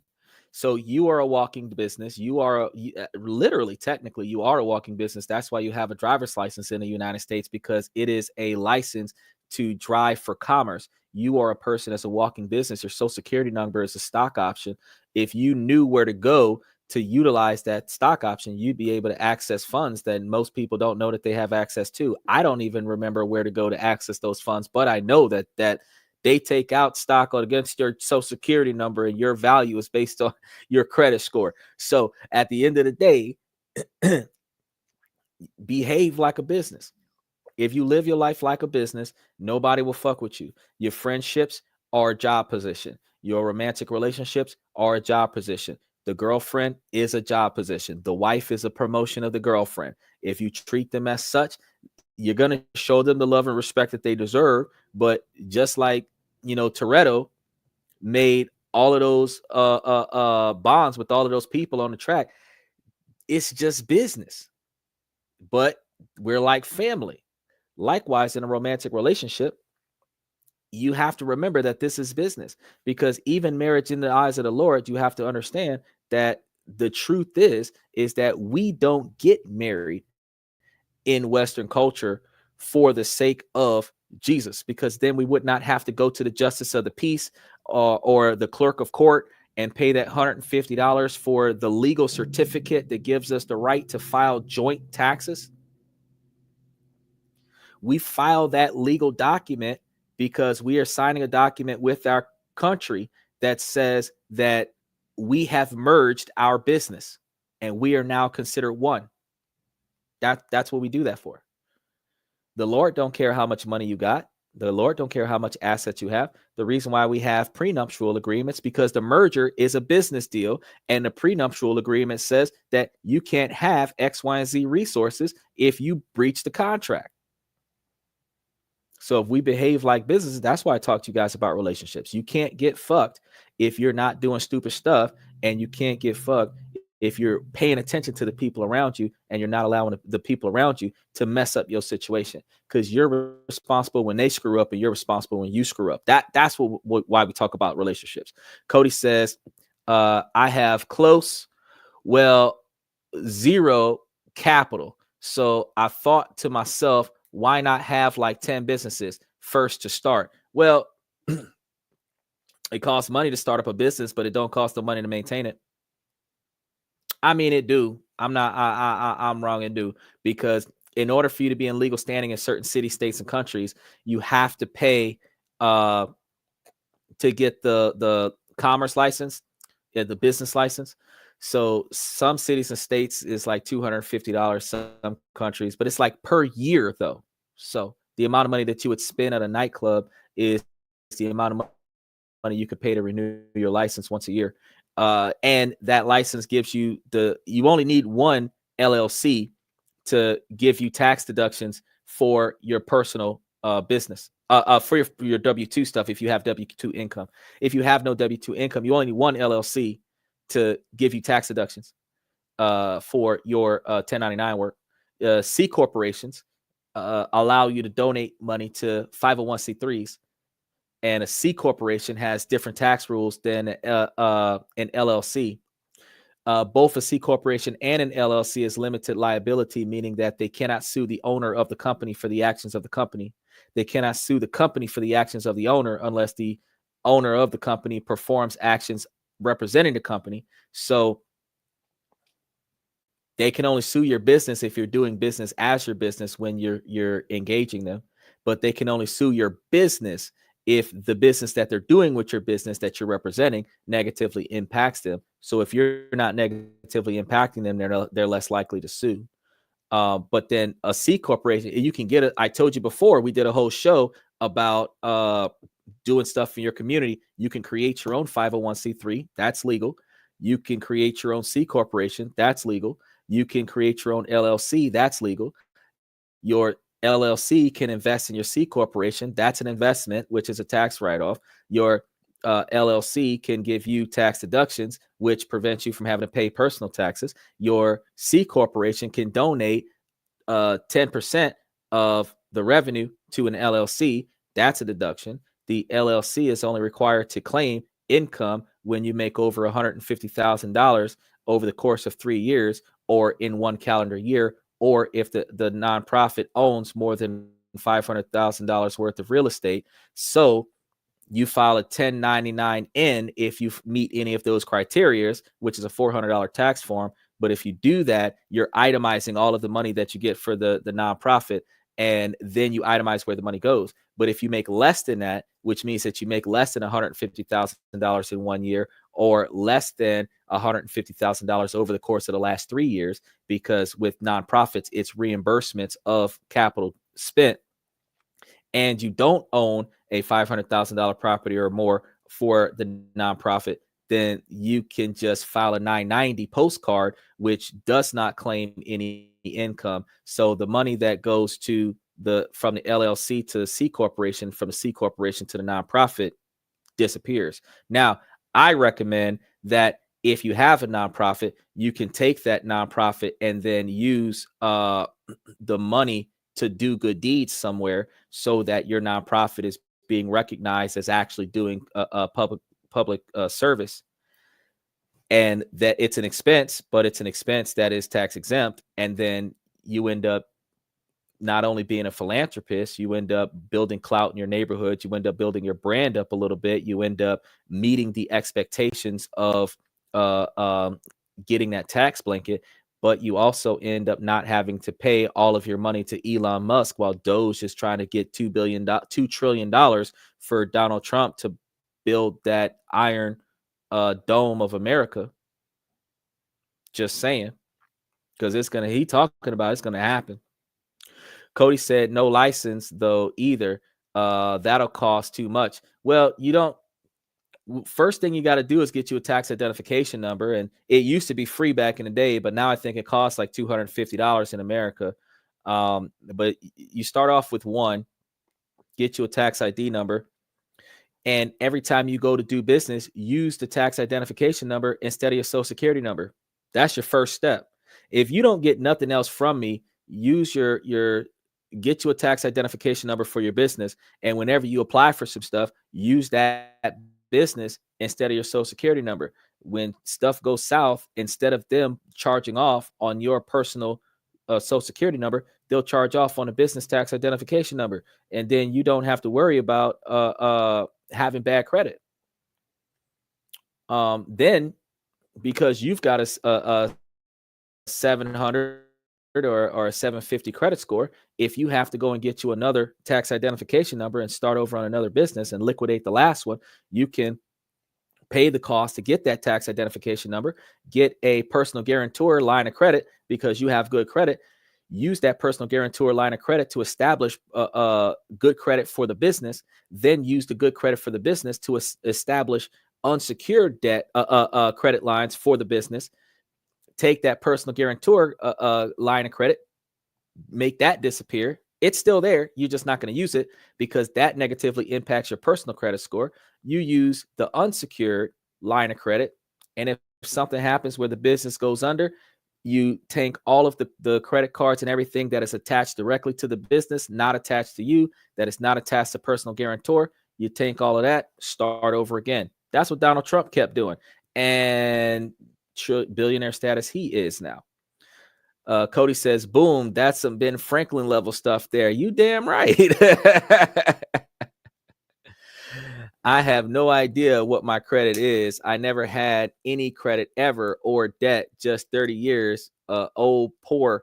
Yeah, you probably got you a 720 because if you ain't never used your credit score and never borrowed money under your name and no one's ever charged anything off under your name, you probably got real good credit. You just got to go and ask the 3 major credit agencies that are being sued right now. You can get free from freecreditreport.com. They give you a free annual credit report from the 3 major credit agencies. And then you know what your credit score looks like because it'll tell you everything that's on your credit report and you can dispute it on a regular basis. He said, I need Blade to back me up. Well, I'm supposed to spin one of these shows, not one of these shows. I'm supposed to talk about it on one of these shows after I have contacted the 3 major credit bureaus and try to make some adjustments on myself and some of my family members' lines of credit so that we can try to get them in a better position and get myself in a better position. And once I'm successful with that, I can do a show about it, tell you guys what to do, where to go, and how to get it done because I did it and it worked for me. So again, when I tell you guys what we do on the show, I tell you guys what works because I've either done it or I'm doing it and it's working. So I can't tell you what my gross net worth is, but what I can tell you is that it's working. And as long as it's working for me, it'll work for you. So all that means for you is that you just have to try it too. Now you might not be like me. I go for broke. I go all in. So you might not go all in like I go all in. But the fact is that because I don't go all in, or because you don't go all in, you might get less results than I do. But what you will get is results. Now, once you start seeing some results, once you realize results, you might say, damn, he was right. And then you go all in with me. But the thing is that a lot of times, if you build it, they will come. So if you build success, other people will come to benefit from that success. But until you build it, everybody will talk about it, but nobody will do shit to make it happen. So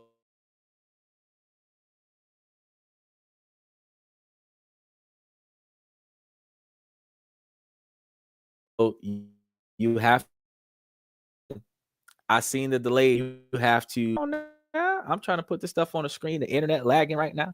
He said, about to just hit up every bank in my town or in a day and get like loans from them all and credit cards. Okay, so getting loans and stuff from the credit cards. No. That's gonna be special shout out to Rev. Good to see you again, Rev. We got the conversation about relationship. I was about to tell you guys about some improvements, but they was talking about some other stuff real quick. So don't worry about it, Rev. I got you. I'm about to jump on that topic real quick after I answer this question with Cody. No, you don't want to take a bunch of loans. What you want to do is get one credit card, or if you're going to get a small loan, you want to get one like $5,000 loan or a $1,000 loan, something like that, short-term loan. Pay it for 7 months and then pay it out. And that'll put you in good standings. You want to get one credit card every 6 months, every 3 to 6 months. You don't want to do more than four pulls a year, because while the credit pulls does not hurt your credit as much as credit utilization, too many credit pulls in a short period of time will tank your credit score.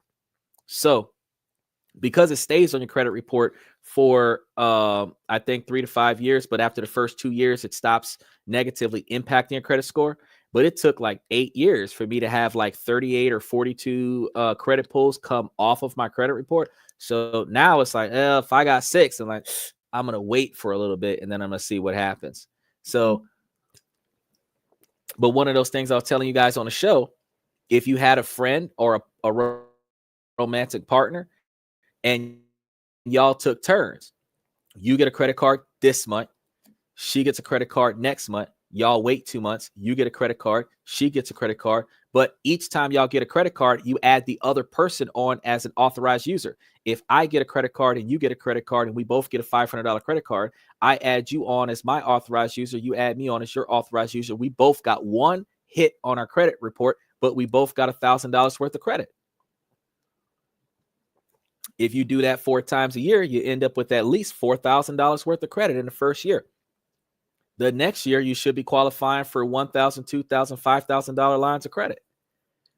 And each of you should qualify for that. So that means that when you do it, you're going to get some. She does it, she's going to get some. Y'all are going to keep doing that back and forward until y'all are getting $20,000, $30,000, $40,000 lines of credit. You get an American Express card, I get an American Express card. You get a Citibank card, I get a Citibank card. And then I add you on as my authorized user, you add me on as your authorized user. And we just keep doing that because there's 8,000 financial institutions, and each one of those financial institutions has a credit card attached to it. So you can get 8,000 credit card lines of credit. You just have to ask for them 4 at a time. 4 for you, 4 for her. That's 8 lines of credit a year. And if you get the ones with no annual fees, you could use them when you need them. So instead of having to borrow money because you don't have enough cash, charge it to one of the credit cards. And then when you get your paycheck, put your paycheck on a credit card before 4 weeks after that payment. And you just rotated the money. So it wasn't there when you had the money wasn't there when you had the debt, but the paycheck came after the debt. You take care of the debt with the credit card, take care of the credit card with the paycheck. But you never charge to your credit card anything you don't have cash to back up with. He said, understood, might look into it just to learn more about business. Thank you. Hey, you got to take a look at everything we got on the podcast so that you can see what we got going on with trying to get business credit, personal credit, personal wealth. This is what we talk about. He said, you got to give them credit, LOL. To put all this together, just give them credit. The credit. I got a lot of information, bro. I do research every day, 365 days a year. Not one day goes by where I'm not looking something up. And then I piece all of this stuff together because you get this information in different days of the week, in different topics, in different stories. And then you piece all this information together. And once you piece all this information together, then you're like, oh, snap, I can do this. It's like when you take different scripture and piece it together and make a phrase, and then you stand by that like, oh, snap, I can do this. That's exactly how I live life. So back to the main topic.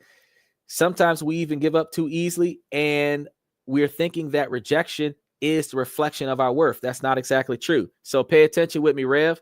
Furthermore, we often underestimate the power of emotional connections. 1 second. He says, just thought it was hilarious.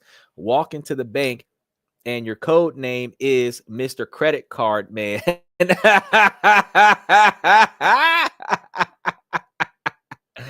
Look now, if you walk into a bank and your name is Mr. Credit Card Man, I think that you got some black cards under your belt.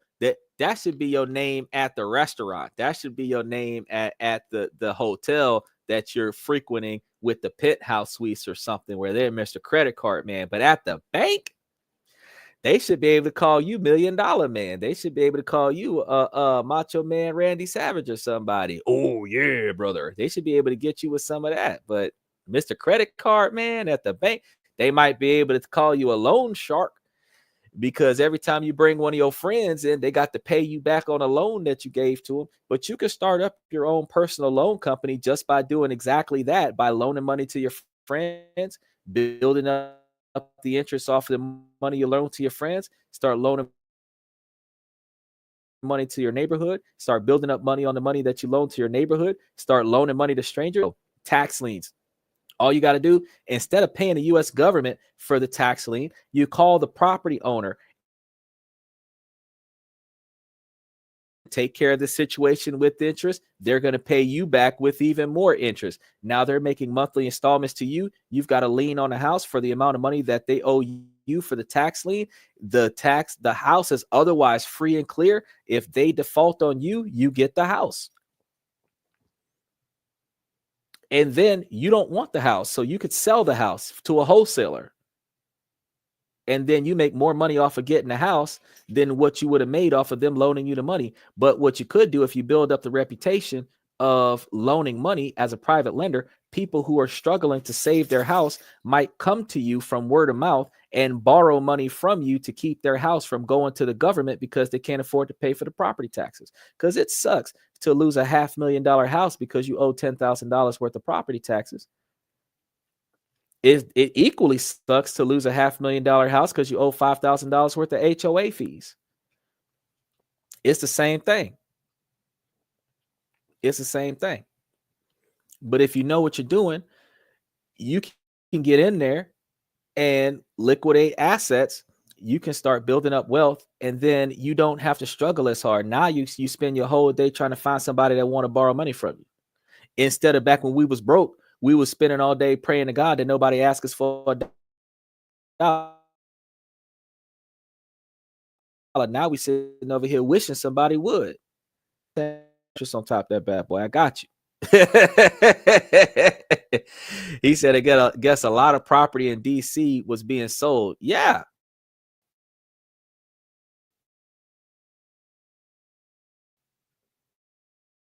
Yeah. Orchid Island actually took a dip because they're starting to rebuild in California. So they went from 18.76% down to 16.45%. The other company, Twin Harbors, also took a dip, but they still have the 45% interest rate payout. So A&G is the other REIT. They're still up 27%. But the value of the stock is not as important as the dividend distribution. If they're still paying you 45 cents per share, regardless of what the value of the share is, if you have the value of 200 or 300 shares, you're still going to get 45 cents a share for 300 shares. You start getting a couple $100 a month off of your dividend investments. That's the reason why I talked to you guys about it. Special shout out to Pat. Pat's back from yesterday. You think digital currency will replace cash? Pro sports stadiums don't even take cash. Blade Runner days. Special shout out to Blade Runner. We're doing a whole show on Tuesday about cryptocurrency because somebody was talking about this in the comment section last night, and I was like, "Yo, I haven't talked about crypto in so long. I have not talked about the changes in crypto since it hit the 100,000 in December. So I'm like, shit, I'm long overdue. So Tuesday we're going to be doing a show about cryptocurrency. But yes, cryptocurrency will replace cash eventually, just not right now. Too many countries depend on paper money. But 60% of merchants worldwide are switching to digital currency, but they're not going to, that does not mean that cash is not going to be accepted. It's just that the consumers feel more comfortable with using online purchases with e-commerce stores and Apple paying with their cell phone because they're too lazy to reach for their wallets. And they use their credit cards because they have more money in their bank account than they feel comfortable with keeping in their back pocket. So they do more digital transactions with credit cards, debit cards, cell phone payments, online bank accounts, and other stuff. And that leads to cryptocurrency because cryptocurrency is microtransactions. So, yeah. They were talking about 5 or 10 years ago about rainbow currency, which the International Mutual Fund was supposed to be doing, IMF was supposed to be doing, to give a one currency worldwide kind of thing, but they never enforced it. So yeah, that's supposed to be something that's supposed to happen eventually, but it's just not going to happen this like 4 years. But crypto is going to be heavily utilized to make revenue for the US government. And other countries that are backing their own cryptocurrencies are also going to start leaning towards cryptocurrency. So you're going to have a cryptocurrency war.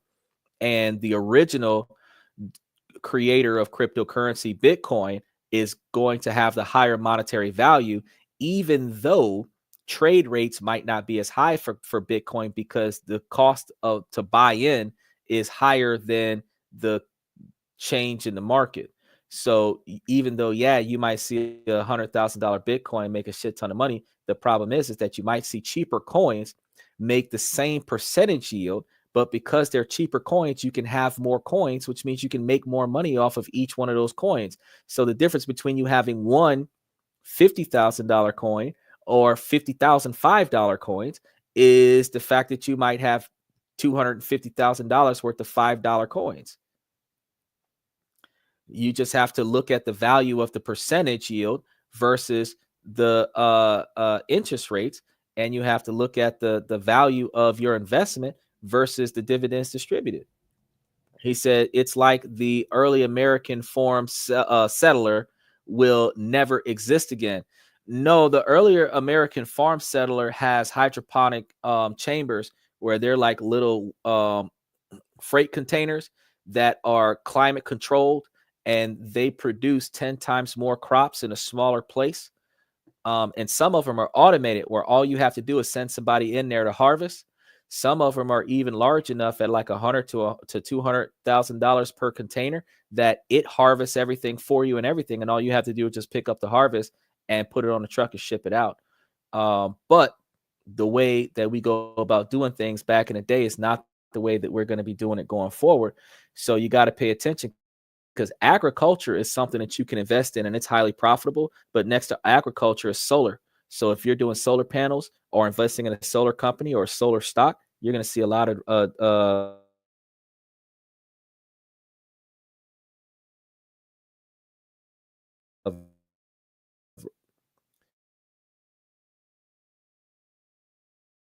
dividends.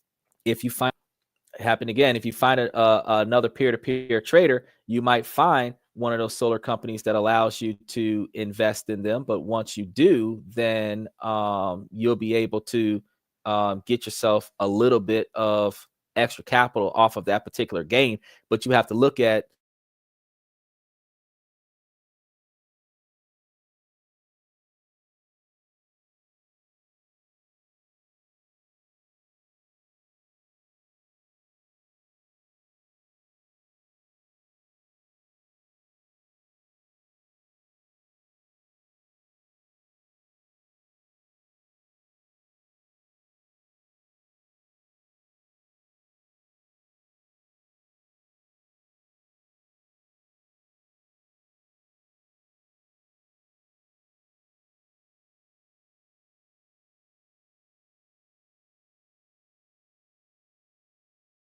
with the internet.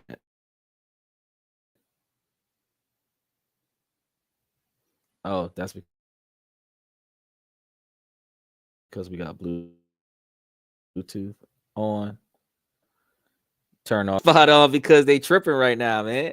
I'm sitting over here looking like they fucking with me so hard. But what I was saying is that because the internet, I think that tower just went back down. The having somebody that you can invest in will give you the ability to make you a lot more capital. So you just have to really pay attention to the stocks that you're investing in. Look at the shares, look at how much you're investing versus how much they're giving back to you, and what the time limit is of that investment. And then also look at the value that they're going to give you once the payout comes. Cody asks, do you get a booster pack of money? Is how they will probably bribe everyone into it because inflation will make life too ridiculous.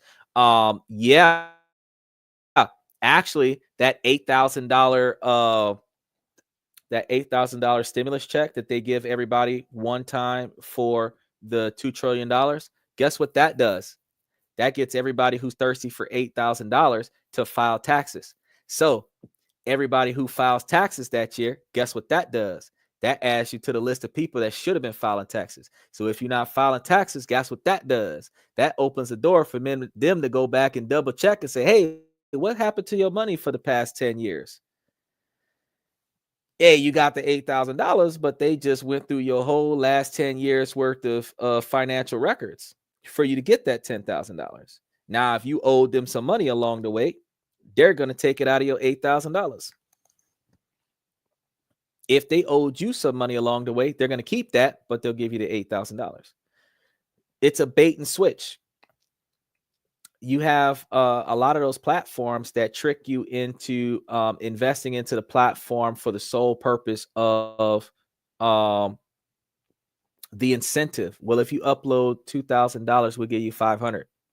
Yeah, that sounds good to a letter, but then when you think about, there's an upload fee, there's a download fee, there's a withdrawal fee, there's an investment fee. When you start looking at all them fees, the $500 that they gave you just gave you like 6 months worth of free service before they start taxing the fuck out of you. You really got to look at how much you're paying versus how much you're getting back out of the situation.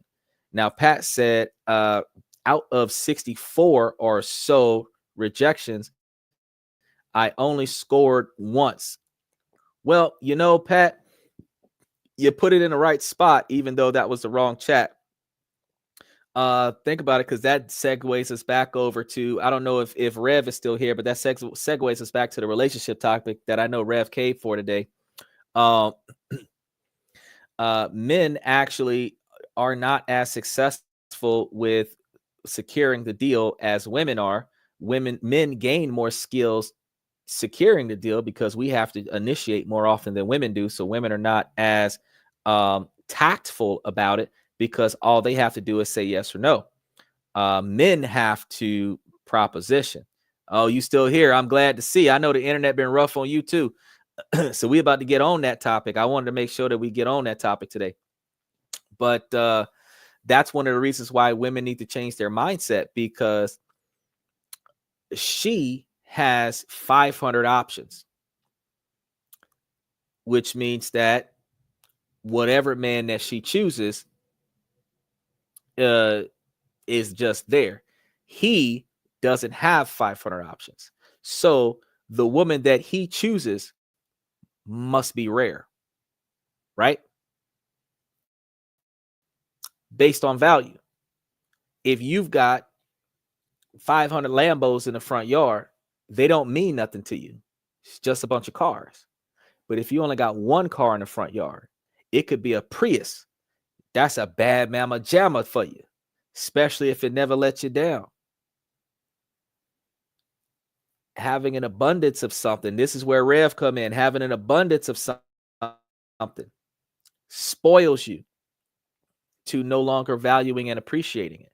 So women receiving a lot of unnecessary attention from men spoils them into no longer valuing and appreciating those compliments.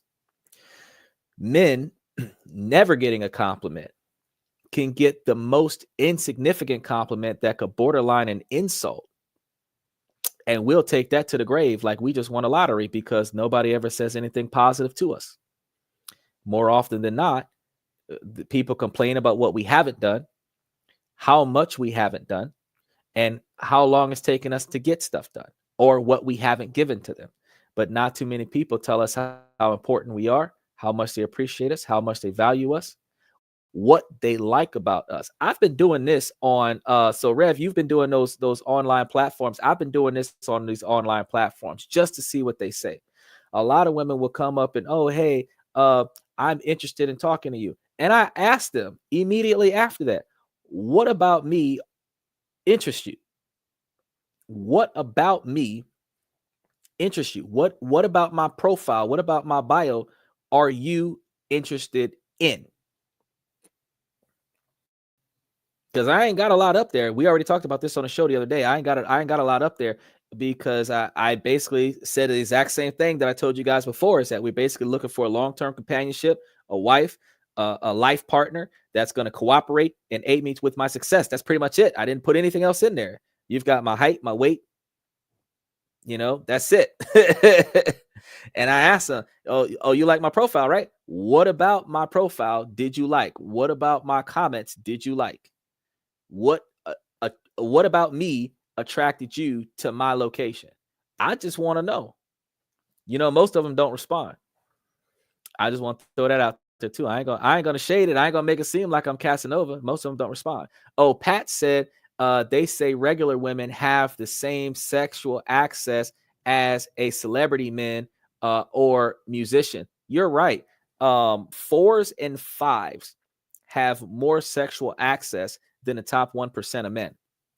4s and 5s, women that are 4s and 5s, typically women that are willing to put out, have a higher access to men, have a higher body count, has higher sexual access than a millionaire or a billionaire man.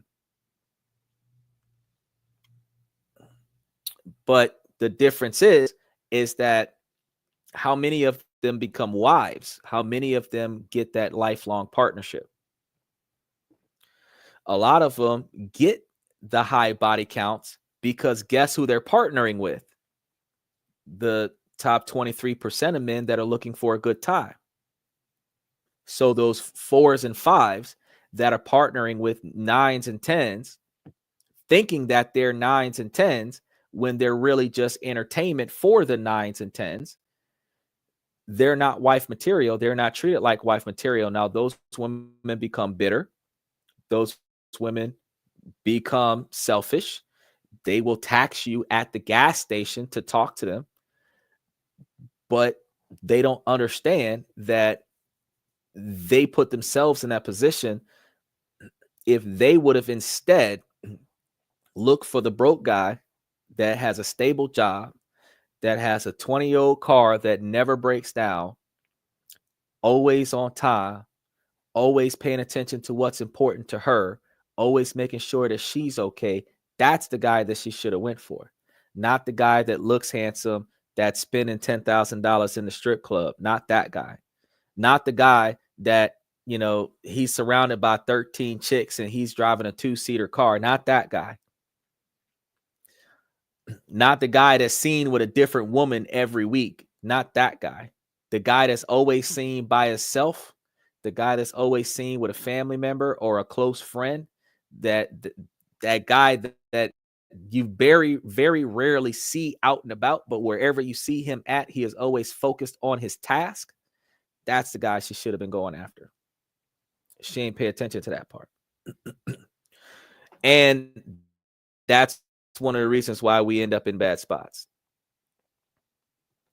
We might think that women only care about 6-pack abs or prestigious job titles, but the reality is that they crave a deeper emotional bond. And when we focus on building a genuine connection, we open ourselves up to a whole new level of attraction. Pat said Babe Ruth led the legend in both home runs and strikeouts, but nobody remembers the strikeouts. I apply that to rejection. Well, that's the truth, though. That actually applies to male rejection because women say that men should ignore the women's body count because men have high body counts, but ladies don't understand that a man has a 97% failure rate on a good day, 20% success rate on a good day. So, you got to understand that with 97 to 20% failure rate, if he's got 1,000 girls under his belt, that's because he asked 100,000 girls. A lady with 1,000 body count only has 1,000 attempts. She might have 1,020 attempts because ladies have a 97 to 80% success rate. Very few times do women get told no. Very few times do men get told yes. So the ideology is that a man with 1,000 body count put in effort, where a woman with a high body count didn't put in personal value. Because what a woman looks for in a man is not the body count. What a woman looks for in a man is a financial stability. What a man looks for in a woman is purity. So if the most valuable thing to a woman is purity, and the most valuable thing the most valuable thing on a woman is purity, and the most valuable thing on a man is his resources. How many bodies the man has nothing to do with how much money is in his bank account, and how much money in her bank account ain't got nothing to do with her purity. So a woman saying that she's valuable because she's smart and successful, when that's not what men value in women, that's not a good characteristic of yourself. That's a good identifier, because you are meeting the expectations of what you're looking for in a man, but you're not meeting what a man's expectations are when a man is looking for a woman. And when women understand that, they'll start making some changes in their decision-making skills. Now, one of the most significant obstacles in building strong, healthy relationships is the plethora of misconceptions we have about what it takes to make them work. Many of us have been fed romantic comedy, fairy tales, and societal pressures that have led us to believe in certain myths that are simply not true. And it's time we address them. So I think we've all grown up with a certain expectation about relationships, that love is enough, that couples should never argue, that relationships are always easy and effortless. And women think about this a lot. Women believe that a man should just be there, making it work.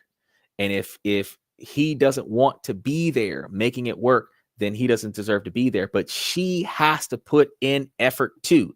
This is not a situation where both of us are in the same ship and I'm the only one rowing the boat. You and I must row together. Otherwise, we will spiral in circles, because if I'm rowing on the right, we are making right turns. If you're rowing on the left, you're making left turns. If we're both rowing together, we are going straight. So if I'm the only one rowing the boat, we're going around in circles counterclockwise. But when you get your ass up and start rowing this goddamn boat, we'll head straight to our goals. And that's one of the reasons why women have to understand that they have to be part of the solution, not just complain about the problem. But let's be real. How often do we see these expectations reflect in our relationships? Rarely, if ever. And another huge misconception is that if you're truly in love, you'll just know it. That's not true. The idea that there's this cosmic, unexplainable connection that tells you you found the one. Truly, that feeling is lust. It's the extreme desire to smash that person. That's the first feeling that you have. The second feeling that you have right after that might be an emotional bond. That could be triggered by endorphins from the pheromones produced from the person. Now, you can overcome the lustful feeling. They call it the honeymoon phase, first 90 days of the relationship. You can overcome the lustful feelings of that person and manifest and reinforce the emotional attraction. But that first 2 to 3 weeks that you're talking to that girl, you're trying to get in her pants. You are not trying to build a lifelong relationship with her. You're trying to see what she's willing to do and how soon she's willing to do it. Now, once you get sex out of the way, then you'll focus on your feelings for her. But a lot of times you're shaded by the good sex. So now you have a residual sex partner that's friends with benefits, and you are infatuated with the accessibility, not the emotional connection. They misrepresent that. Code name Mr. Opposite Day. Yeah, in a way, yes. And then there's the idea that relationships are 50-50, that both partners should put in an equal amount of effort all the time.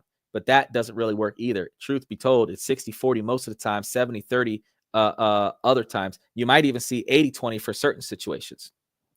The balance that you're getting is that what I need from you is done, no matter how easy or hard it is for you to do. And what you needed from me is done, no matter how easy or hard that was to do. That doesn't mean that you're putting in 50% of the effort that I'm putting in. All that means is that whatever tasks you needed accomplished, I got that done. And whatever I didn't have time for, you got that done. Keep on the sunny side, boys. That's right. That's right. Now, let's take the idea that love is enough. Sounds romantic, but in reality, it's just not that simple. Research has shown that while love is a crucial component of any successful relationship, it's not enough to overcome the inevitable conflicts and challenges that arise. In fact, the Gottman Institute found that 67% of all relationships end due to a lack of conflict resolution skills, not a lack of love. Pod says women don't want love, they want a love experience. Now, you're missing something. You're missing something. What they want is an all expense paid love experience. That's what they want. At least in 2024, modern female era. Women back in the day, not going to be looking for that much. You might find some women in their late 40s, 45, 43 to 48, that's genuinely looking for love. 35, they're looking for a paycheck. 25, they're looking for no effort. 18, they're just trying to look for a sugar daddy. 18 might be looking for sex and money. So, which is why you see those 70-year-old dudes going and making it work. Cody said, well, that would be romance. Yep. The love experience, all expenses paid. Oh man, and Catwoman was fun. Halle Berry. Well, when Halle Berry did it, that was the lick. I was on that one. And Halle Berry ain't aged that much since there. Next to Halle Berry, I was on Gabrielle Union from Bad Boys. I was like, whew, whew. When she was in Bad Boys 2 with a tongue ring out, I was like, woof, woof. But again, lustful thoughts. Not how valuable she is, not what she can do, not what her skill set is, not her mentality. Yeah, I got a soft spot for cougars. Sometimes I do, as long as they look like they're under 30 years old. No, like if you had to go home and there's like 4 cat ladies in your house, bro, I got dogs. So if I got 4 ladies in my house, they better be putting in effort. That's the appropriate way to put that. And what about the idea that couples should never argue? Newsflash: conflict is natural, healthy part of any relationship. It's how we navigate those conflicts that matter. Delve deeper into these misconceptions, and it's astonishing to see just how damaging they can be. Oh, he rolling on the floor laughing. Yeah. Well, see, think about, but I've been telling guys for the longest period of time. He just triggered something. Rev heard me when I said this last time. Why don't women just tag in and like have like 3, 4, 5 girlfriends to one dude? Because the ratio is 1 to 1 until you're in your 30s. Then it's 2 to 1 before your 40s, and then it starts becoming 3 to 1 in your 50s because men die fast. So since women don't really feel like being bothered with men, why don't women spend more time teaming up for the one guy? Because if you don't feel like doing it, you could tag in Tuesday or Wednesday and let them deal with it. And then the man is satisfied and all 3 of y'all getting paid. Why is the woman being pissed off and trying to stop the man from having all of his needs met by somebody, but all of the woman's needs are met? I thought that was ridiculous, because if a man could not afford to pay for the girl, guess where the man is going to be? In the friend zone, because he can't afford that shit. Whenever he could throw something down, he'll throw it down, but more often than not, he's in the friend zone because he can't afford that shit. Now, take the idea that if you're truly in love, you'll just know it. This myth can lead people to ignore major red flags and settle for something that's not truly fulfilling, specifically because they're chasing after lust and they're mistaking lust for love. Those people who are also blinded by the fact that they believe that there's no such thing as love at first sight, they will ignore love. And that person will then be rejecting the love advances. They'll be wondering why can't they never find a good person? Because a person that you love, that loves you, you can't see them. They got the John Cena syndrome. The person that loves you, you can't see them, but the person that'll use you, you can see all of them. So the person that's got your back and holding you up when you'd have fell off this person's wagon, that's the person that you're supposed to be looking at. You're not looking at the person that caught you on your way down. You're looking at the person that pulled you up there to that bullshit. You're looking at the person that took you for the night on the town, not the person that carried you back to the house drunk and washed all the vomit off your clothes. You're looking at the person that took you to trips around the world, not the person that paid for your plane ticket to come back because you got left behind. The person that's there for you when you fucked up your own life, that's the person that loved you enough to deal with your stupidity, where the person that was only with you when it was fun, that's the person that's only there with you for a good time. But you think that's love because you love the experience, as Pat said. And what about the expectations that relationships are always easy and effortless? The truth is, relationships take work, and not just occasionally, but consistently. According to Dr. Sue Johnson, developer of emotionally focused therapy, relationships require ongoing effort and commitment to stay strong and healthy. So, the myth a partner should know what you need without communication is ridiculous. The reality is, partners cannot intuitively know each other's needs without explicit communication. Effective relationships require open dialogue to understand and meet each other's needs. We halfway through, y'all. Don't worry. Cody said, I'm starting to understand why Adam really liked apple-shaped women. It was probably hard for them to get away from him. Well, yeah, he was the first one. Another myth: love alone is enough to sustain a relationship. In reality, while love is foundational, relationships require continuous effort, mutual respect, and shared experiences to thrive.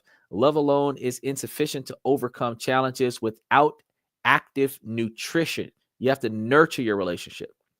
Another myth: jealousy is a sign of love. Reality: jealousy is not an indicator of love. Healthy relationships are built on trust and mutual respect, not possessiveness or jealousy.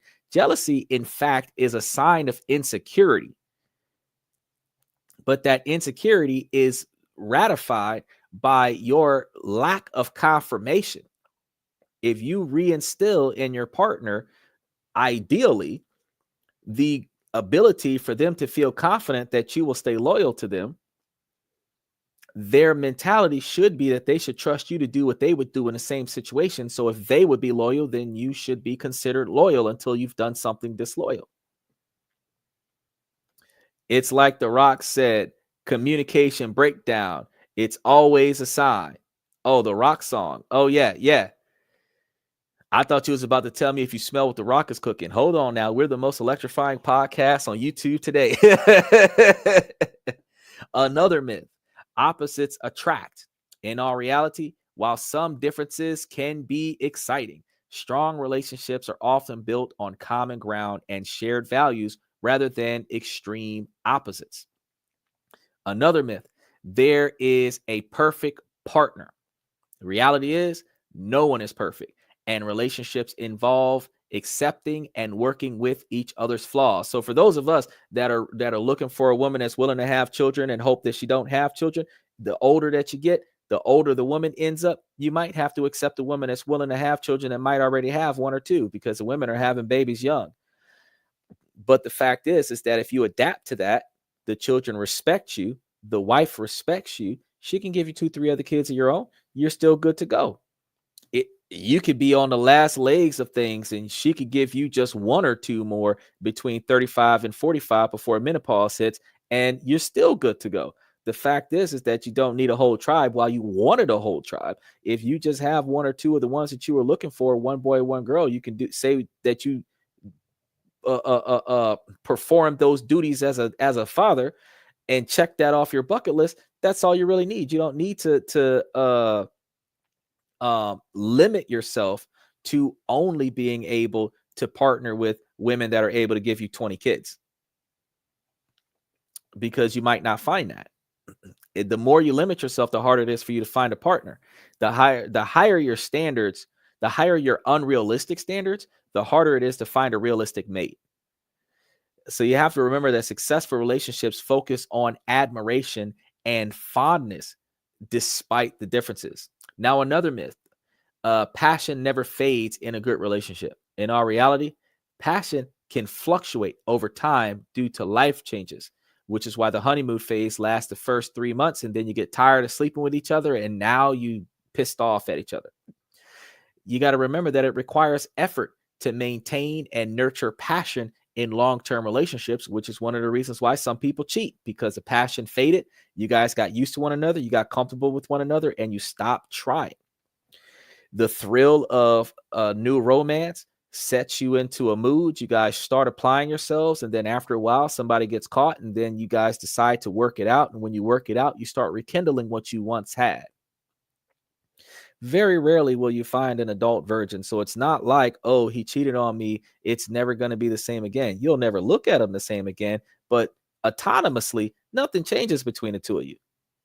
You guys are still good. It's just one extra body on the body count, but you guys are still able to work it out if you're in it for the long haul. Just don't make a habit of it. You make sure that you meet the needs of your partner, so your partner has less motivation to step outside of the relationship. And out of respect for you meeting your partner's needs, your partner needs to put forth more effort into staying loyal and dedicated to the relationship.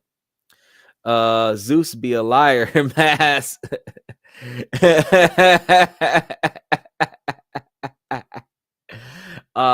Myth: healthy couples never argue. So reality, all couples disagree, but healthy ones handle conflict respectfully and constructively. One of the reasons they do is, yeah, look, myth breakers, it's almost like myth busters, but they're trademarked, so we can't copyright them. But you have to understand that when it comes down to disagreeing, you don't have to agree with what I have to say. You don't have to embarrass me in public about it. But also at the same time, if you disagree with what I have to say, we can compromise and come to an equal medium where you're reasonably satisfied with the outcome and I'm reasonably satisfied with the outcome. That way, we both have what we need. The next one: marriage is just a piece of paper. Marriage is not just a piece of paper. It provides legal, emotional, and social benefits that contribute to well-being and stability. Now, it is more legal than emotional. It is a replica, a symbolism of a union partnership, the same way the ring represents a union or a partnership. But truth be told, you can go and buy your really nifty smart ring, give your partner a matching smart ring, and then y'all can be considered married based off of that, because it's the symbolism behind it. Because with marriage, you don't change who you are when you get married. You don't level up like a Pikachu turning into a Raichu. You know what I'm saying? It doesn't work that way. You don't power up like Mario eating a mushroom. You know what I'm saying? You don't turn into something different. When you're married, you just have this subconscious sense of a packhood, familyhood, partnership, where you subconsciously believe that you are not alone anymore because this person is bound to your fuck ups. That's where it's the sense of security that you get from feeling like you are attached to somebody with no other choice but to be attached to their failure. That's what marriage is. I ain't even going to talk about it from a highlight side, because the for better or for worse side, and you're still in it, you're attached to somebody that's going to deal with your fucking up because you're dealing with them fucking up right now. The for worse part, because the for better part is easy. The for better part, the honeymoon phase, the sex all over the place, the can't stop touching each other, that's the good part. Get on my fucking nerve side of things. That's when you really gotta the I don't want to go inside the house, I'm gonna spend 5 extra minutes in the car. That's when the for better or worse part. The every time I say something, you start yelling at me. That's when we start talking about, the you keep wasting all the money. Every time I try to save something, you spend it. That's when we start dealing with the hard part. You can't never hold down a good job. I got to take care of me, you, and the kids. You used to make more money than me. Now you don't, now you make less money than our kids. That's when we start dealing with better for when you become my dependent because your legs don't work no more, your arms don't work no more, your brain don't work no more. We got to talk about the for worse part because that part you sign up for too. The easy part, we don't need to talk about the easy part. Everybody loves the easy part. It's the hard part that you got to work through. Carl says, feel like women's minds go like this: 1, social status; 2, financial; 3, physical. No, it is 1, physical; 2, social status; 3, financial. Because a lot of times they don't even care how much money you got. If you're not popular, they won't even mess with you. If you look broke, they won't even try to find out if you broke. So your social status comes before your financial status. Because if you're rich with a beat up car, they ain't gonna get in the beat up car to find out that you live in a mansion. If you ain't got a 500,000 followers, they might not fuck with you. So you got to understand that they might talk to you because you look attractive because they're lusting over you. They might entertain the conversation because they're lusting over you. Then if you got a nice car, you wearing a name brand clothes, that's your social status. They might continue to talk to you. They're going to ask that question, what do you do for a living? How much money you make? That's when they find out what your financial status is. But you've got to look good and look like you got money before they ask you how much money you got. But they're not going to stick with you unless you got enough money. Cody said 2 rings, 1 ring to rule them all. But it's almost like the unified hardcore title. You know, truth be told, they had I seen in a mall one time, they had matching Hamilton watches. If y'all know what those Hamilton watches are, it's the watch from the Men in Black.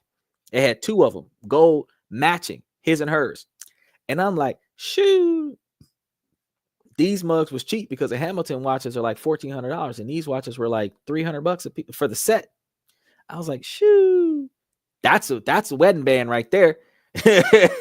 We got the same matching wrists, you know. But that's not what women are looking for. They're looking for that $10,000 ring from K Jewelers. I ain't got time for that. Cody said, touche. Now, one of the most significant insights I've gained from exploring these misconceptions is just how crucial communication and compromise are in any successful relationship. It's not about avoiding conflicts, but about learning to navigate them in a healthy way. It's not about expecting your partner to meet all your emotional needs, but about communicating those needs and find ways to meet them together. So you can't just tell your partner that you need her to rub your back. You need to be sitting there with the icy hot trying to reach that spot that you can't get, but you got to do it where she can see you and hold the tube up so that she know what you're trying to do, so that she take the tube out your hand and start rubbing that damn icy hot on your back because your back hurt. Instead of just complaining, oh, my back hurt. Why don't you ever rub my back? If you rub your back in front of her 2 or 3 days in a row, that chick is going to start rubbing your back every day because she know that your back feel bad. You take a little bit too long to get out the chair. She's going to start rubbing you back. If she care about you, she don't want you to be in pain. She come to find out that you're in pain, she's going to put extra effort into you not being in pain. She come to find out that you're sick, she's going to put extra effort into you not being sick. That's not going to stop you from having to go to work, but at least while you're not at work, she's going to put extra effort into trying to make you feel better. It's okay for women to boss men around. Take the wet clothes off. I don't want you to get sick. Eat some more food. I don't want you to be hungry. Go to bed. I don't want you to be tired when you get up for work in the morning. That's giving you instructions because they care about you. Don't look at her because I don't want you to be attracted to her. That's jealousy. That's not what we need. We need a woman that calls us up 12 hours into overtime and say, baby, come home. You need to get you some rest. You've been at work for 2 days. It's time for you to stop. That's what we need.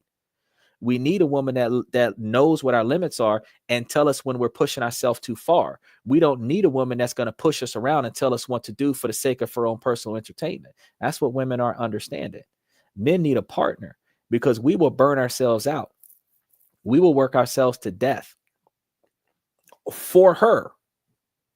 For her to preserve her man, you have to treat your man like a battery. You have to only let him charge himself up 80% and don't let him ever go below 10%. You don't want to overcharge him because you don't want him to burn out. You don't want him to undercharge because you don't want him to burn out. You want to preserve his ability to exist for you. So you're supposed to put extra effort into taking care of him so that he can exist longer for you. Men's shorter lifespans these days is because women are not keeping the men alive.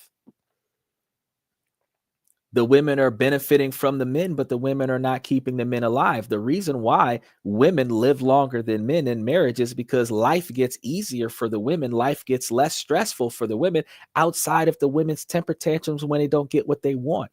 A man's life gets harder. The more dependence a man has, the man's life gets harder for him to remember what you need, because women are selfish, men are inconsiderate. We're still forgetting about each other, but it's different dynamics. I forgot what you needed because I got too many things on my mind. You was only focused on what you needed.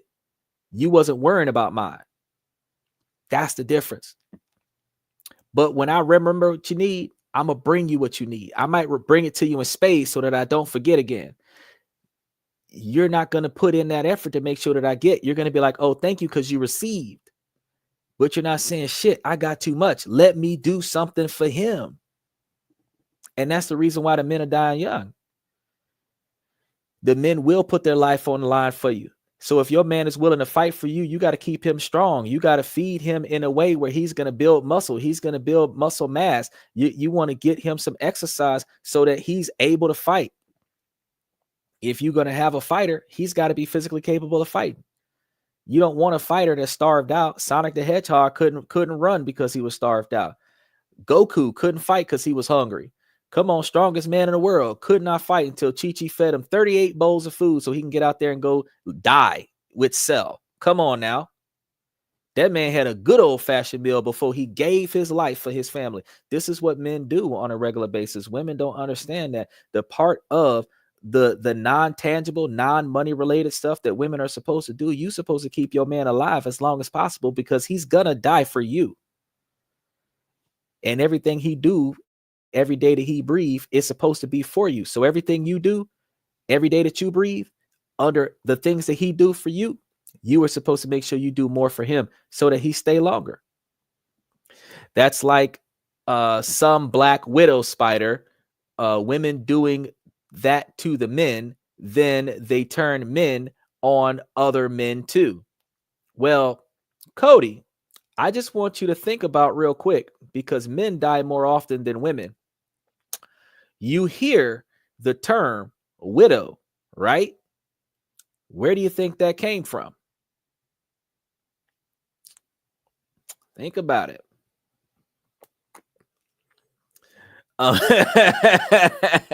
Like the Black Widow spider, women work men to death, and then after the men die, the women become widows. Huh. All right, y'all. Make sure y'all like and subscribe as y'all coming through here. And it's not about expecting relationships to be easy, but about being willing to put it in effort. You got to put all of that effort in requiring the ability to build something true and fulfilling. You have to make sure that you're giving it all that you can without overdoing it. He said the spider bites the man. That's trippy. Yeah. Yeah. And you know what's funny? Men put themselves in the trap. That's the funniest part. Men put themselves into the trap. And when men put themselves into the trap, they stay there like gladiators and try to fight their way in. Like, oh, if I fight hard enough, it'll get easier.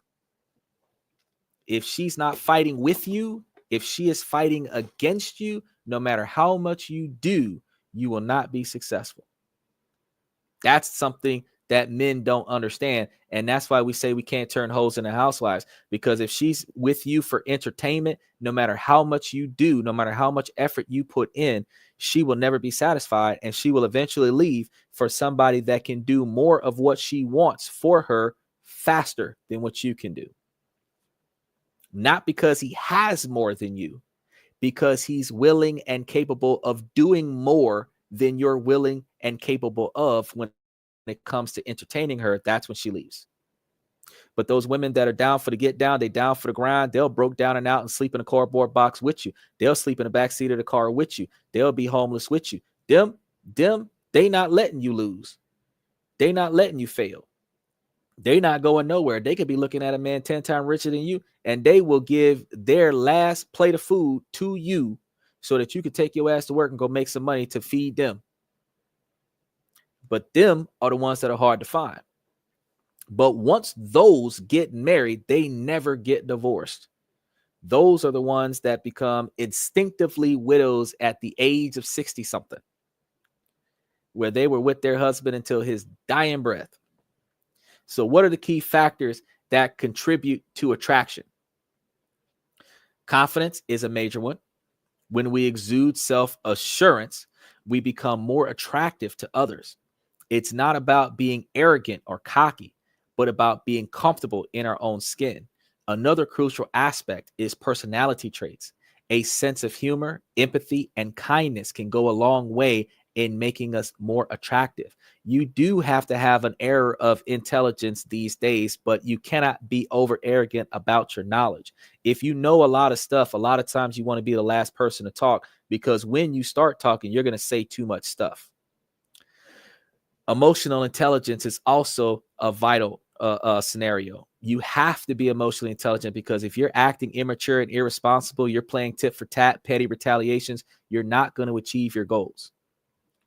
When we can understand and validate someone's emotions, we can create a safe space for them to open up, which leaves room for full transparency. So what really makes women crave men is the complex interplay of factors rather than any single trait. Based on scientific research, some key elements that contribute to women's attraction to men include the facial symmetry and masculinity, especially during ovulation. Y'all didn't know that. A V-shaped torso with broad shoulders and a narrow waist. Y'all didn't know that neither. Height, with taller men generally preferred. We all knew that. And scent. Y'all didn't know that scent was a thing? Why you think cologne is so expensive? Particularly body odor indicates genetic compatibility.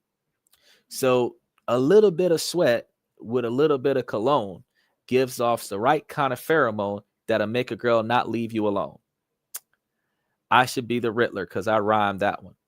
Confidence and social presence, humor and intelligence, kindness and honesty, emotional connection and trustworthiness, indicators of status and resources, though not necessarily wealth itself, demonstration of competence or excellence in various domains. And women's preferences can shift slightly during their menstrual cycle, with a tendency towards more masculine features during ovulation. A woman's self-perceived attractiveness can influence her mate's preferences.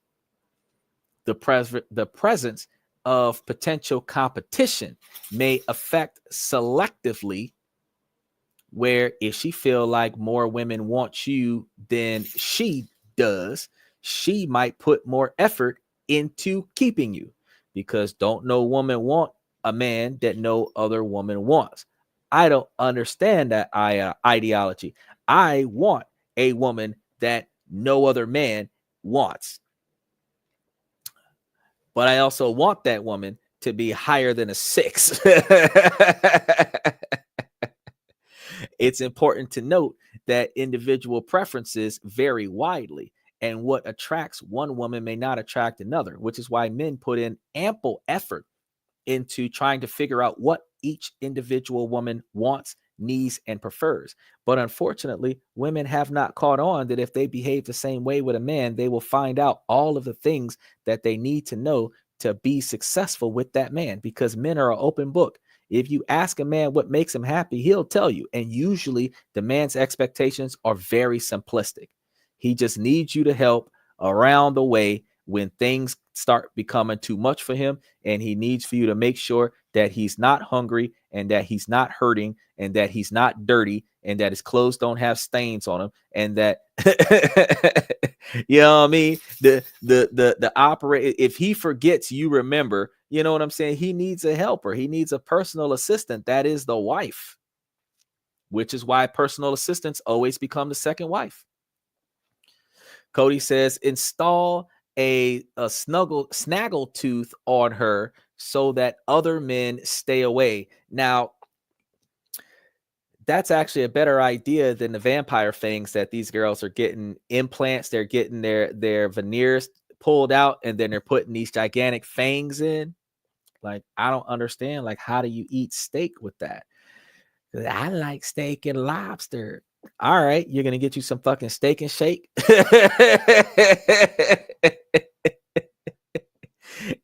And we'll put some cocktail sauce on it and call it lobster. Get the fuck out of here. We're gonna go to White Castle. And then while we're at the White Castle, we're gonna order from the Wendy's across the street because you're not getting White Castle. Additional factors that contribute to short-term attraction may differ from those that foster long-term relationships. So we've debunked about 8 major misconceptions about relationships, from the idea that love is enough to expectations that relationships are always easy. We've also talked about guns, ammunition, and all the laws related to guns, ammunition, and transportation today. So we went through a lot of stuff today. He said, put some cocktail sauce on it, call it a lobster. Yes. Let me get you some steak and shake, man. We're going to put some cocktail sauce. Look, okay, real quick. I just found this out the other day because I was dealing with one of my students in Taiwan, and he was asking me to give him some information about Idaho. You know, Idaho is about potatoes. Idaho is like seriously about potatoes. They are so much like potato that they make a dessert out of ice cream to look like a fully loaded potato. Fuck out of here. I was like, are you serious? Are you serious? So when I heard that, I was thinking to myself, she wants steak and lobster. I can give her a potato that is made out of ice cream. I can give her tofu that tastes like lobster. And then I can give her a McDonald's patty that is not made of real meat. And oh, the Whopper, the Whataburger made out of grass, looks like a burger. There you go. She has her vegetables, her dairy. Heinz 57 sauce now. He said, because potatoes need perfect 55 degrees nights to grow good. I gotta tell you now, we be in these positions where we allow ourselves to overthink the situation. If we can't get creative about the better things in life, we're never going to know what's good for us. If we spend so much time trying to go somewhere and see all of the pretty lights, we're never going to find ourselves in an open field looking at the stars. The most natural beauty in the world is masked by all of the entertainment in life. That's why women battle men to not take their wigs off and not take their extensions out and not just rock their natural nappy ass hair. Ain't nobody had no problem with getting your great grandmama pregnant when her nappy ass was out there in the field. So why the hell can't you do it now in 2025? In 1940, they loved them nappy headed women. So why in 2024 are they not? It ain't good to be nappy. What's going on now? What's going on now?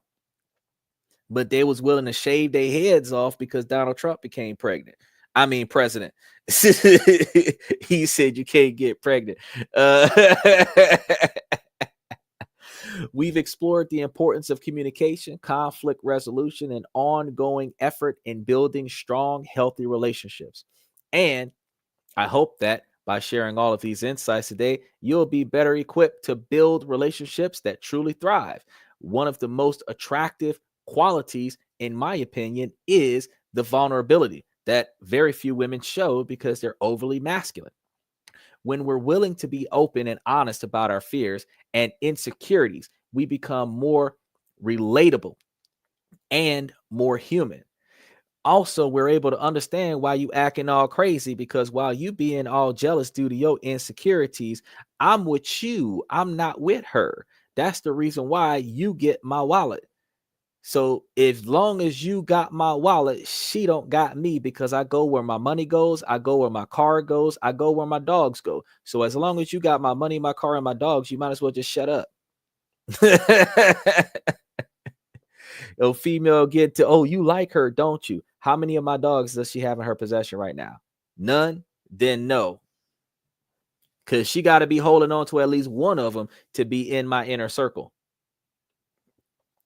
It takes a lot of courage to be vulnerable, but it is what builds trust and deepens connections. Another important factor is a sense of purpose. When we have a clear direction in life, we become more attractive to others.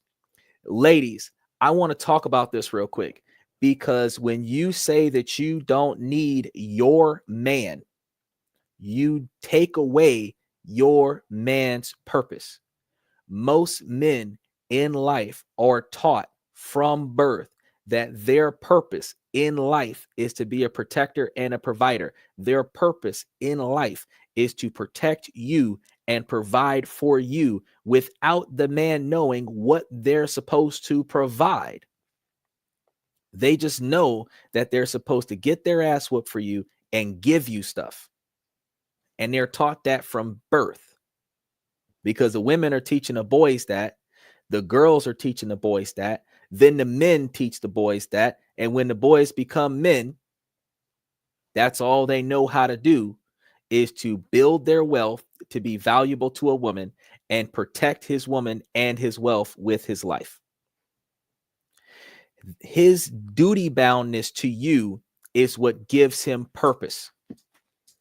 So ladies, even if you don't need him, utilize him in a positive fashion, because that gives him value. You can change your own oil, but if he know how to change oil, let him do it while you go make him a sandwich. You can balance your own books, but if he can balance the books, let him do it while you look up new investment portfolios. You can run your own business, but if he got the partnership to your business, like for example, you're a broker and he's in real estate, let him advertise for the both of y'all and you broker the deal. Instead of controlling the whole scenario where you personally feel like you can do it all by yourself, that the man has no value. Instead, you should say that even though I'm capable of doing it all by myself, your value is I don't have to. And as appreciation to not having to, I'm going to invest my efforts into something that benefits you. Because a man, I said this before, and Rev can confirm it. I said before, a man that is worth your time is a man that can do for you what you can do for yourself. A man that can do more for you than what you can do for yourself is above you. Hypergamy theory. A man that cannot do for you what you can do for yourself is beneath you. Reversed hypergamy. And women are not trying to go in the reverse.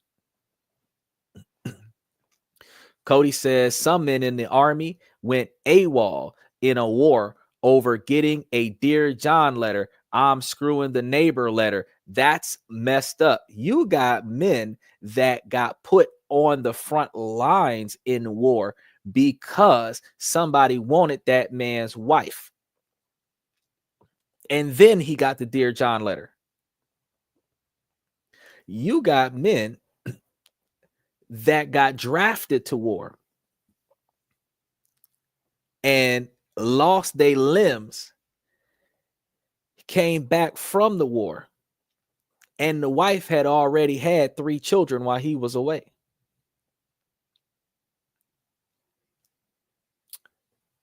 I'm not saying, ladies, that men don't cheat. I'm not saying that men aren't predators. I'm not saying that men don't do some of the most cruelest things in the world in life. But what I am saying, ladies, is that when you're trying to find a good man will sacrifice himself. And that's a character trait.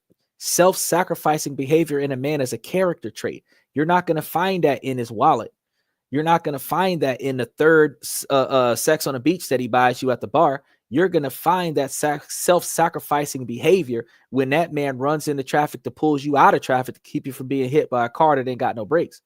You're going to find that self-sacrificing behavior when the man is standing in the rain holding an umbrella under you. You're dry, he's getting wet. That's a self-sacrificing man.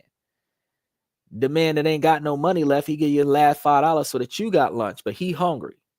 Self-sacrificing man, those are characteristics that you can't see while he's entertaining you at the nightclubs and the dance halls and the restaurants and the movies and the laser tag and the bowling and all of this other stuff that y'all doing. You're not seeing those characteristics. But when he's buying you an extra round at the game, knowing that he ain't got that last dollar, he's looking at that money, looking at his bank account, looking at that price, and you get in the car and you see he ain't got no gas in his car because he spent all the money entertaining you. He just made a sacrifice, but he's going to drive you home with an empty tank of gas and not complain about how he can't afford to put gas in his car because he entertained you. That characteristic of self-sacrificing, you supposed to be able to say, shit, he ain't got no gas in his car. Hey, pull over by the gas station real quick. Let me top you off. And you know what? He'll marry you because you would have just showed him that you won't let him fail if he does too much for you. And that's not something that a lot of women do. Cody said that happened in the Bible. King David did it too. Yep, exactly. It's not about being perfect, but about being driven and passionate about your goals. So now I want you guys to share with, I want to share with you this is the most crucial insight that can significantly increase attraction. So I'm going to tell you guys again. I'm going to share with you guys the most crucial insight that can significantly increase your attraction. I'm on page 33 of 38, y'all. We've been at this for a while. It's something that I've learned through my own experience and research, and it is this: women crave a sense of uncertainty and excitement. Now, Rev, Cody, y'all both can co-sign on that shit right there. They fear uncertainty, and that's why they're jealous, but they love the excitement of the unknown, which is part of why they venture off like lost sheep. They want to feel like they're on a roller coaster ride with you, unsure of what's going to happen next. This is why they date the bad boy. It's not about being unpredictable or unstable, but about being spontaneous and open to new experiences, which means that, fellas, in order for us to entertain that characteristic of some people, what we have to do is be random about the things that we do. Like, I don't know that y'all have seen some of those TikTok videos where the couples surprise each other with the balloon, with the confetti and the milk and all that other stuff. And they got their kid involved in it at one point in time, spontaneously doing stuff with each other. That keeps the excitement in the relationship. And if you provide them with spontaneity, they're less likely to find spontaneity outside of the relationship. Cody said that probably ties into confidence too somehow. Oh, of course. Because you also have to understand that women give themselves a false sense of pride, saying that they're a 10 when they clearly have flaws, because they're insecure about their ability to stack up to other people's expectations. So they're going to self-evaluate themselves as perfect. Now, the problem is that they still have self-doubt. They also believe that they're not good enough, which leads them to believe that you will leave them, which makes them insecure. They believe that you're not going to have enough respect for them to tell them that you don't want them. They're going to misrepresent the situation and believe that you will use them because you don't want them, you don't desire them, they have no value to you. And that's one of the reasons why their insecurity is that every time you talk to somebody else, that person is going to take their man because they're not worthy of you. because they feel like they're not worthy of you. So to prevent you from going to somebody else that they're personally believing is better than them, they will bully you into submitting to the fact that you never look at a potential opportunity for something better. That's where we get this boyfriend boot camp, where these girls are teaching men how not to acknowledge women and teaching men how not to recognize other human beings. Because if he looks at too many other women, he might find one better than me because I ain't shit. And I know it. That's the reason why we have the jealous and abusive behavior in these young relationships. But if she knew that she was the best thing since Michelle Obama, she wouldn't have to behave like that. She wouldn't have to say a word. She would not have to challenge your masculinity. She would not have to challenge another woman. She would not have to challenge your ability to talk to another woman. Michelle know that Obama is always on level. You ain't never seen no sex scandal with Barack, have you? She know what she doing with her man. She made him a president. Barack didn't make himself successful. His wife made him successful. Ladies, we give props to the women where the props is due. Hillary Clinton ran the country when Bill Clinton was president. We give the women credit where the women is due.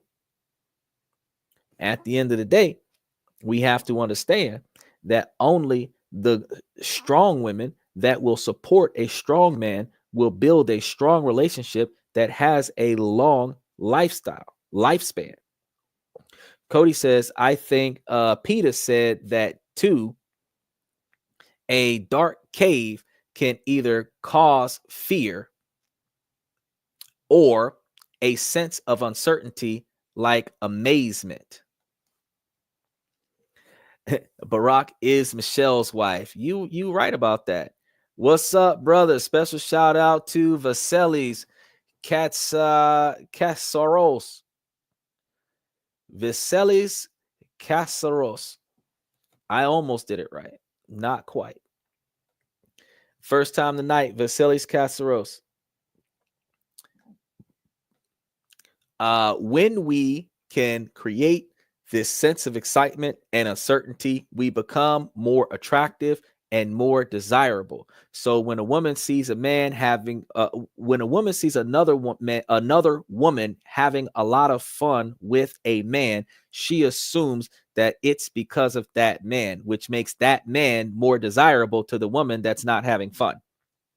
Women always want what they can't have. The woman that's having fun with the man is going to feel threatened by the woman that's not having fun, because a woman that's not having fun desires her man, and women come a dime a dozen. So that means that one woman has to compete with the other woman. So since she knows she can't compete subconsciously, instead of competing with the other woman, she's going to force the man to never consider an alternative. But they tried that with the slaves, and what did the slaves do? It's not about playing games or manipulating someone's emotions. It's about being authentic and genuine in our approach. By incorporating this into our daily lives, we can increase our chances of attracting someone who's a great match for us. Now, attraction is a complex and multifaceted phenomenon, and it's not just about looks or material possessions, but about building a deep emotional connection with someone else. By working on our confidence, personality traits, emotional intelligence, and sense of purpose, we can increase our attractiveness and create a more fulfilling relationship. So what do you guys think about attraction? I want you guys to share your thoughts in the comment, the way that Rev, Cody, and everyone else has been doing in the show tonight. If you guys want to learn more about improving your dating skills, because this is just one inkling of what we got going on with making better decision-making skills in our dates, because nobody would have thought that, since women like uncertainty and women like those roller coaster feelings, that us inherently being more generically spontaneous could give them a little bit more excitement in their life. So come on, let's go. I'll tell you, when we get there, can happen a whole lot more often, and we can start taking her more places that she wasn't expecting to go. We can go places without her and remember to come back with something that she likes. And it doesn't have to be something expensive. if she likes to eat something from Chick-fil-A or something like that, you get her favorite snack and you bring it back. And I'm gonna be honest with you guys. If your girlfriend likes eating at a fast food restaurant or something like that, and that is not the restaurant that you normally eat at, do you know that it means just that much more to her if you went to the restaurant and got your favorite food, and then you stop by her restaurant second so that her food is hot, and you pick up her favorite food, you bring her back her favorite food, and then you eat your favorite food with her. That spontaneity. I got hungry, so I got you something to eat. It's the simplest things in life that makes the other person feel valuable, because they're at the house potentially hungry, not thinking about it. But when you bring them back something to eat, they're going to eat it. And some of them might even do a little happy dance. So think about that.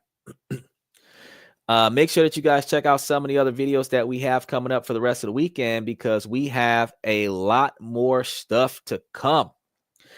I want to thank you guys for coming to tonight's show. I have walked through 90% of the information that we have to do for today. I really appreciate you guys coming. Special shout out to Cody's, Valis, Rev. Special shout out to Satellite, Pat. Special shout out to KJ Kelly, Void, Usmas. A special shout out to Max the Poser. I really appreciate all of you guys for coming to the show tonight. Mr. Pibbs. Special shout out to those of you that are watching us on Twitch, and the rest of you guys that are watching us on Twitter.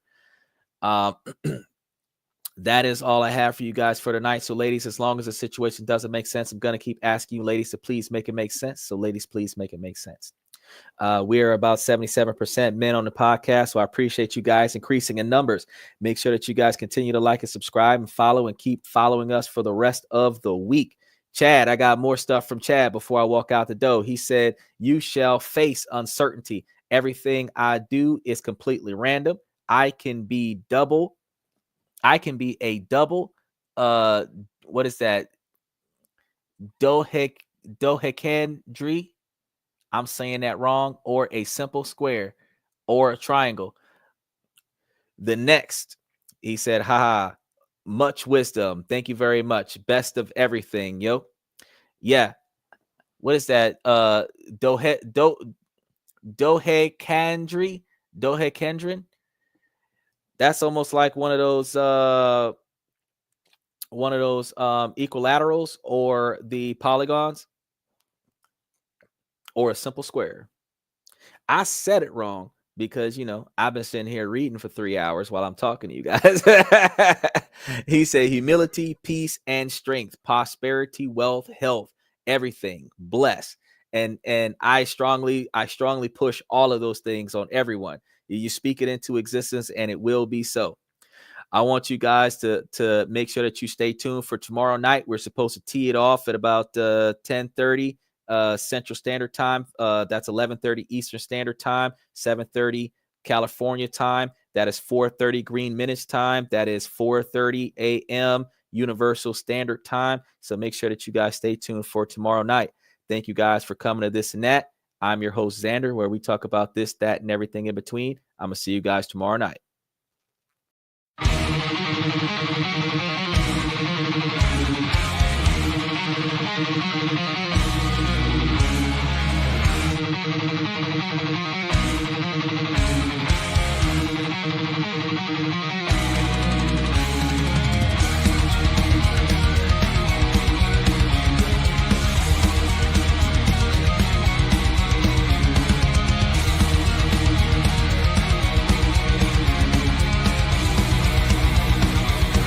Higher ground.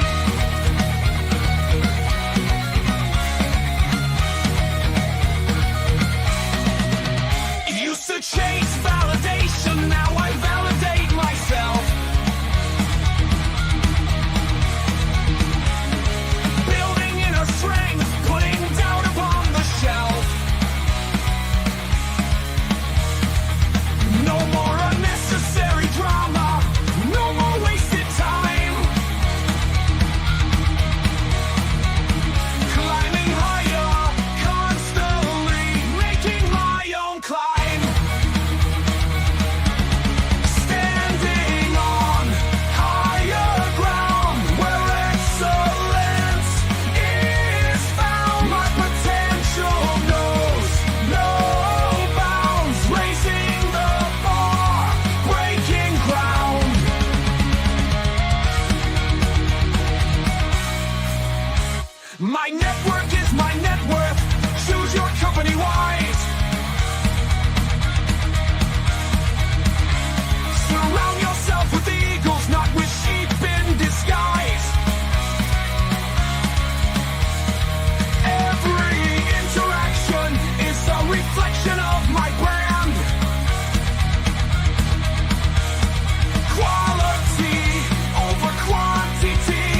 that's my personal command. I'm not landing on higher ground where excellence is found. My potential knows no bounds, raising the bar, breaking ground.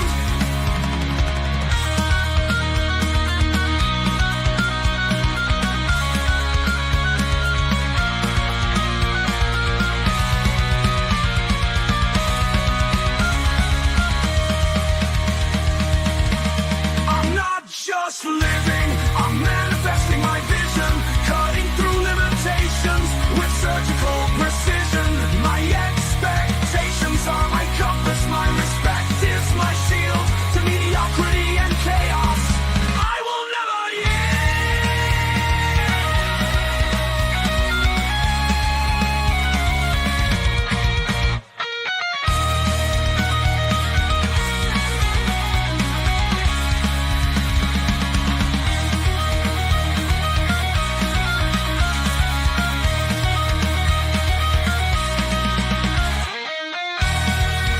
I'm not just living, I'm manifesting my vision, cutting through limitations with surgical precision. My expectations are my compass, my respect is my shield to mediocrity and chaos. I will never yield.